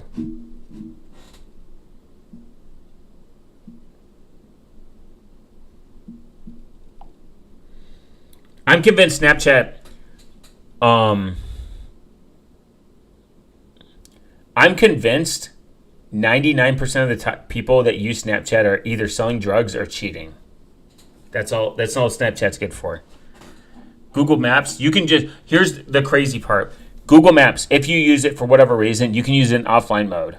You can just download everything over Wi-Fi. Boom. Who the fuck's playing Fortnite? How to reduce Wi-Fi only? Data saver mode? Yeah, just turn on data saver mode. They'll give you a warning. Actually, I challenge people that want to do this, that think that they're high data users. When you're not on Wi-Fi, just turn on data saving mode and let it warn you when you hit 3 gigs or 2 gigs or whatever, a gig. A gig. Go as low as you think of the usage. And then you can know for sure, hey, I don't need, it's not about the price of these telecom companies. The real concern is the privacy implementations. You have to give them your ID if you go on like a postpaid service or you finance a phone or whatever. And I'm not shaming people for that. If you need to get into a Pixel and you want to get on Graphene OS and you have to do it in a manner that works with your budget instead of spending $1,000 up front, I don't give a fuck. I think you should.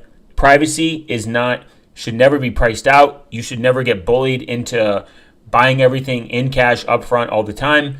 It's just not the reality of it. These phones cost like $1,000, $600, even $500. That's a lot of money. Finance it if you need to, whatever. Because then you own it, and boom, you have it. That's the point. The point of getting on Graphene OS is getting on Graphene OS, not about how you get on Graphene OS. The schizophrenic people that are like, you need to purchase it in cash with Monero in a secret, cave, and security should never be financially priced out. I hate that I've always bought my phones with cash. For sure, it's good. It's if you have the money and it works out for you, for sure, it's a great idea. But what's not a great idea is people avoiding it because of the money. Whatever. Like if it's financially better for you to not break yourself, to just finance it over. You don't have to finance it over 24 months either with half these 99% of these companies. You just got to go on a fucking plan and then like finance it and then pay it off whenever you want. I mean, just go in and early payoff. It's not like there's contracts or anything. And it's not like 2005 anymore. I just think people that like think they can't do it because of where they have to do it in cash and they have to fucking do it on the darknet market and pay $500 network locked phones are gay. Yes, that is the problem. Do not do it through Verizon. Let me rephrase this. Don't finance Verizon's if you want Graphene OS. It will not work, and it will be network locked for a period of time. But if you need to finance it, just do it through like Google directly. Simple. Affirm it. Whatever. Who cares? In 4 easy payments, baby. But I challenge people to go out and see how much data you can use less. Use progressive web apps. Don't stop with apps. Use progressive web apps. They save tons of data. Oh my God, because they're not running in the background all the time. They save tons of space. They save tons of things. Progressive web apps are more based, more cool, and super awesome.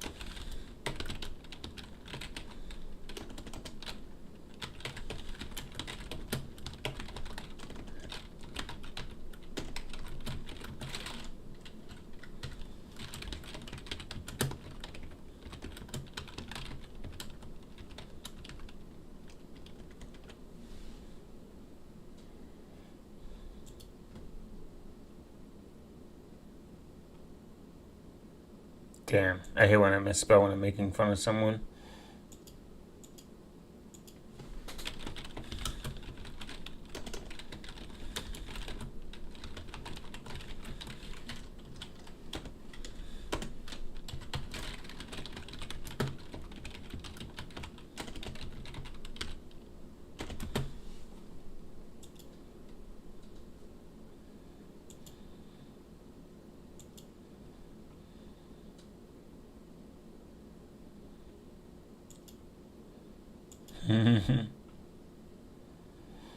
Yeah, pissmail.com. RIP, guys. F in the chats for that one.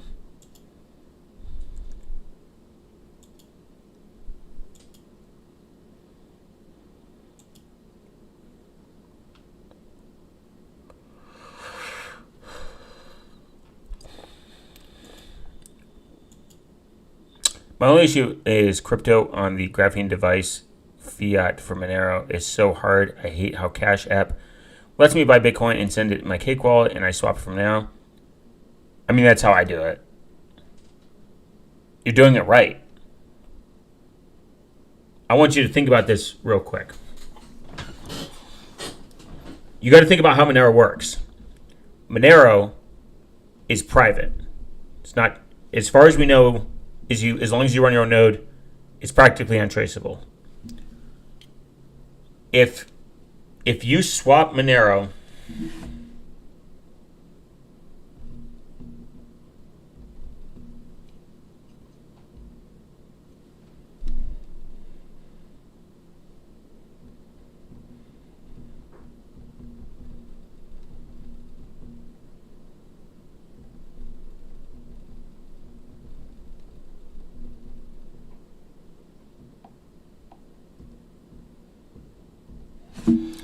So, if you purchase Bitcoin and you send it to a wallet that you are running your own node, it kind of slightly disappears from there. It's like because it's your own node, and then you swap it from Monero, and then you take that Monero and you swap it to another wallet. Now it's like, all right, where'd it go? Kind of thing. If you understand how Monero works on a fundamental level, on the way it does its ring signatures, on the way it handles transactions. No way, really? You do that, so it's awesome. So I send it to... Yeah, I send it to my node. Yeah. How are you going to trace it? The thing is, you have to understand, obtaining Monero is essentially the most private way you can get it. Once Monero is in your possession, it's already private. You know what I mean? You're running your own node. You're obtaining it. And the way Monero works so how I do it is I purchase it, I swap it, I purchase Bitcoin, I swap it. And after I swap it, I send it to another wallet and then on my own node. And then it sits, I use it. I use it or I swap it other ways. I mean, getting cryptocurrency super private is very time consuming and relatively very difficult. Very difficult because you have to either do cash or you have to do arbitrary exchanges with people that you might not know where there is some risk. Why? I mean, I have zero issues with swaps. I think swaps are fine. My problem is wallets that integrate swaps because then you are trusting that swap. I think swaps should always be a choice and swaps should always be obtained by yourself. That is a personal decision that you make. In a perfect world, I would rather have the ability to exchange fiat for it 100%. Or I would rather like to sell things for Monero 100%. I would like to live in a society where I can exchange things that aren't Bitcoin or getting it through like ways of other services. I've used tons of services where I've gotten paid in Bitcoin and exchanged it for Monero. I've sold things for Bitcoin and changed it to Monero. I've exchanged it on KYC exchanges. I mean, it happens. It's literally better to do that. Know that you're going to exchange it for XYZ, aka Monero, and use your own node. If you're using your own node and you're using sub addresses and you're rotating through a couple wallets for maybe some extra privacy, if you're concerned, you are doing Monero right. There's always use sub addresses too. I mean, every wallet offers them. Never use your real main address because this would be somewhat of a bad thing to do. It's not wrong. It's just, it's like using a public node. You are putting the trust and I would say a breadcrumb into the matrix. A difficult breadcrumb. Cash App doesn't work on Graphene. I think it's Google Play integrity issue. It separates the user profile, but every time I log in, it says Google. No, it should work. You might have to. I've gotten it to work before.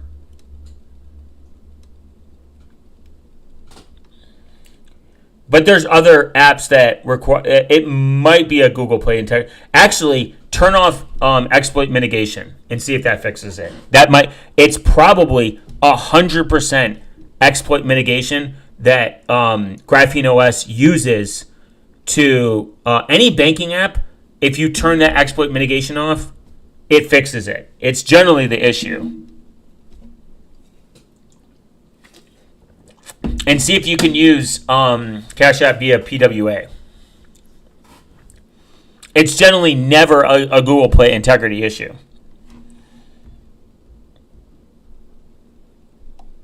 I'm actually checking my settings right now. Yeah, I got exploit prediction compatibility mode turned off.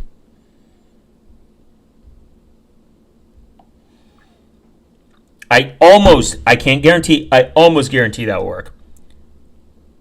Oh, I would not do that. Oh my God, the worst decision.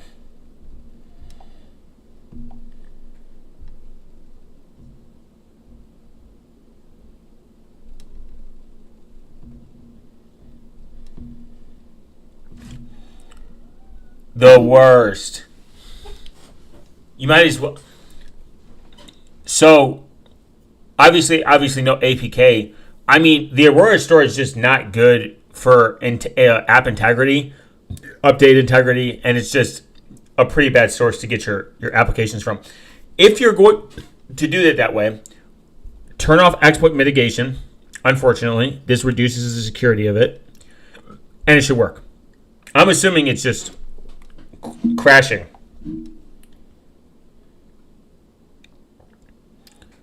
%100 better.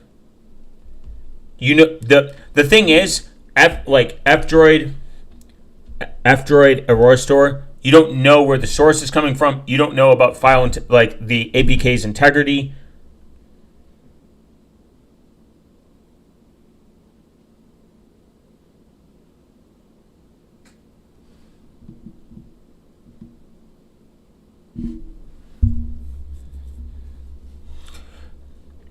You're better off doing an anonymous Google Play. So many apps don't work with it. But obtaining these apps is much harder when you need certain apps to, participate in society. But you could get, you could get SMS Pool or Silent Link.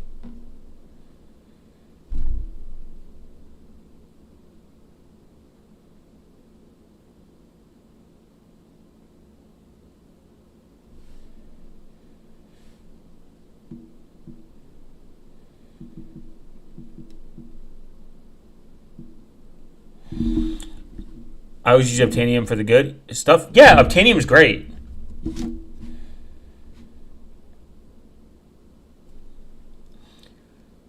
But if you want application integrity and make sure you're getting it from a trusted source and you're getting your updates timely, I mean, Sandbox Google Play is meant for that. That's the purpose of it.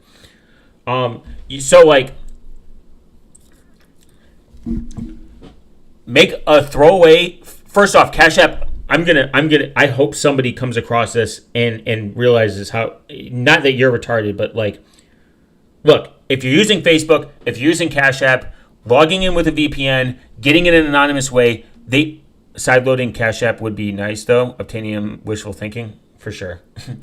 All right, incoming rant. If you use an application that knows your identity, your VPN is pointless. Getting it through the Aurora store is pointless. It literally already has your information. They know who you are. They do not need, doing these things do not do anything. Plain and simple. This is a pure security. You're trying to do privacy through obscurity, and it's a real thing. If you are using Cash App, it's completely fine. No one should shame you for it. We live in a regular society. It's fine. But using a VPN does nothing. because they know who you are. Just like if you log into Facebook. Getting it through the Aurora store, they know who you are, but you're just getting it from an untrusted source that it doesn't have a good track record with weighing up the way it obtains applications and verifying the signature, etc., etc. You're far better off making a fake dump Google account, because all it gets is hardware identifiers, which that is just, it's a pixel, who cares, and the IP address, I believe, one time, which you can use a VPN if you're really that worried.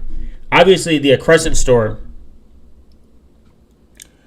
is the best option that we have, but they're slowing down when it comes to the applications. I'm unaware. Donate to them. If you want an anonymous, secure way where you're going to obtain your applications in a private manner to a certain degree, and you want to not have a Google Play Service account or Google Gmail or whatever, sure, a Crescent's going to be your option, because of the way it gets its updates, the way it does its verification process to make sure that it's getting the APK signatures correct.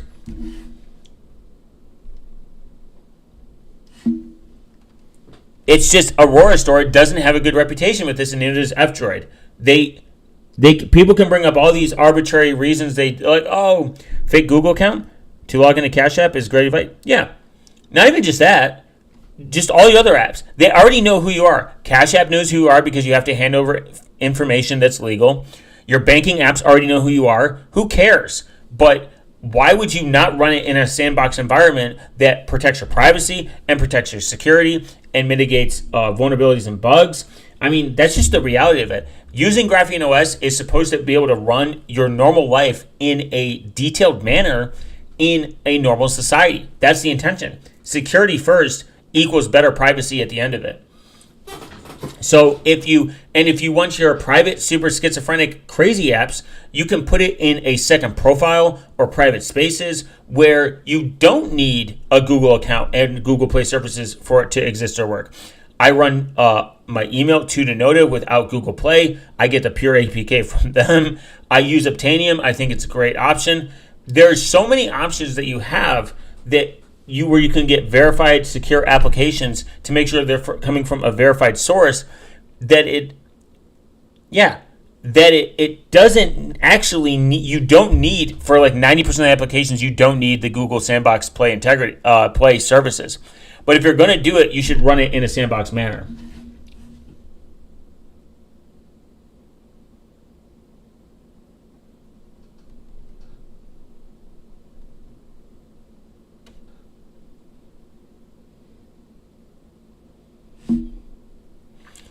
And people are so afraid and like allergic to Google like Play Service, thinking that it's going to leak all their information, but they'll go get fucking Facebook on their phone, or like they'll log into Cash App. Side of Burritos brings this up from an old video. Yeah, he points it out. I mean, you got to be a realistic person in society. People are going to want to check their banking app so it doesn't get raped by like certain fees or whatever, or like they're like, why did I just get charged $300? I think there are modern things in society that people are going to take advantage of. If you have a mortgage, how do you expect to check your mortgage payments and everything, your car insurance, etc.? There is nothing wrong with these things, but to do it in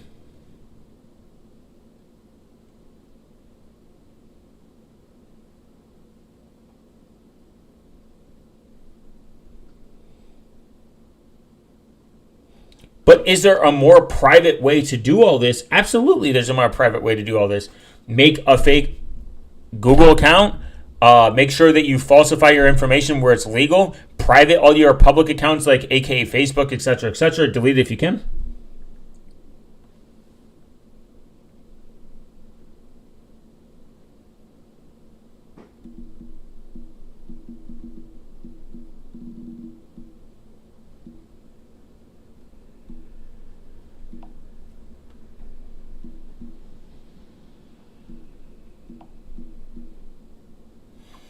So I would say that's where email aliasings come. Yeah, for sure. User profiles, private spaces. I would even say use email aliasing, use progressive web apps. There's so many things you can do to increase your privacy and make sure you shut down a lot of this. Ad tracking is so good right now that it's hard to actually obtain a very private lifestyle in every aspect. You're going to make mistakes, and it's natural. It's okay to fuck up. Don't let the fuck ups or like anything disturb you. Like if you want to meet someone and you want to use a dating app, use it in Graphene OS. Use the progressive Bumble, Tinder, Uber, and some other applications all work in progressive web apps, meaning that they're more private, they're less intensive, less strain on your battery, and they collect minimal to no information because you can use something like Brave that has really good sandboxing on Graphene OS or Vidadium, etc., etc.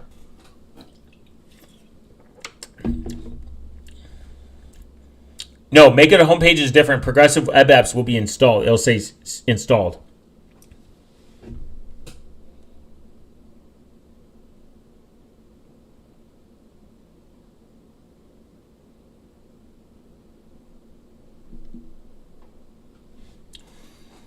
No, it doesn't teach it. For sure. But, yeah, so you can use Tinder, Bumble, Uber, Lyft, all in progressive web apps. There'll be an install button. So, like, if you have a browser, you would click open, like, the 3 side tabs, and then you would not download. There would be a section that says install. And if it says install, that means it's going to be a progressive web app. It's going to be more private. It's going to be more efficient. And you can use it. I use it when I'm out of the country. If I'm out of the country and I need to use Uber, I just install it as a progressive web app and use it and then uninstall it when I get home.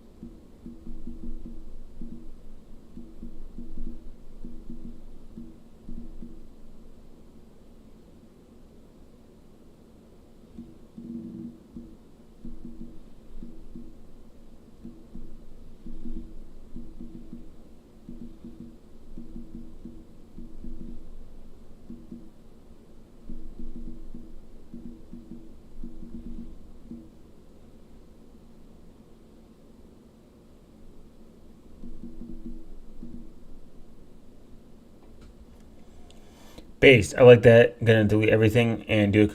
Yeah, you should. I mean, you're just gonna have to. I mean, it's a learning curve. You're gonna figure it out. You don't have to delete everything, but there's a lot of benefits to progressive web apps versus native apps. Some are good, some are bad. All the ones that I've used are pretty base and pretty well. I've used. Yeah, just delete the ones that you don't care about. Like, and if they have a progressive web app, it's even better.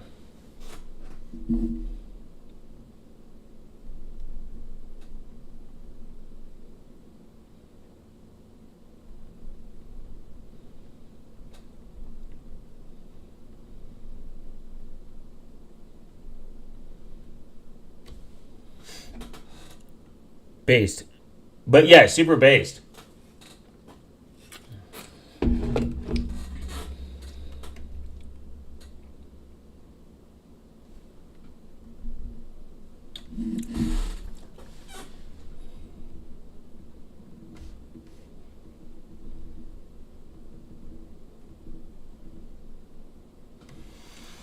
But guys, what's even more based is the fact that I've been on here for 2 hours and I've given you 2 hours of my time, and I appreciate everyone coming in and learning and commenting below so that YouTube knows that I'm a real person and I love all of their policies. I hate none of them. I love Google. I love YouTube. They're super awesome, super based, never do anything wrong. And most importantly, comment below your favorite type of rock. Everyone has a favorite type of rock. If you don't have a favorite type of rock, you're probably a federal agent or you're lying. And I will see you guys in the next live stream. I have to go find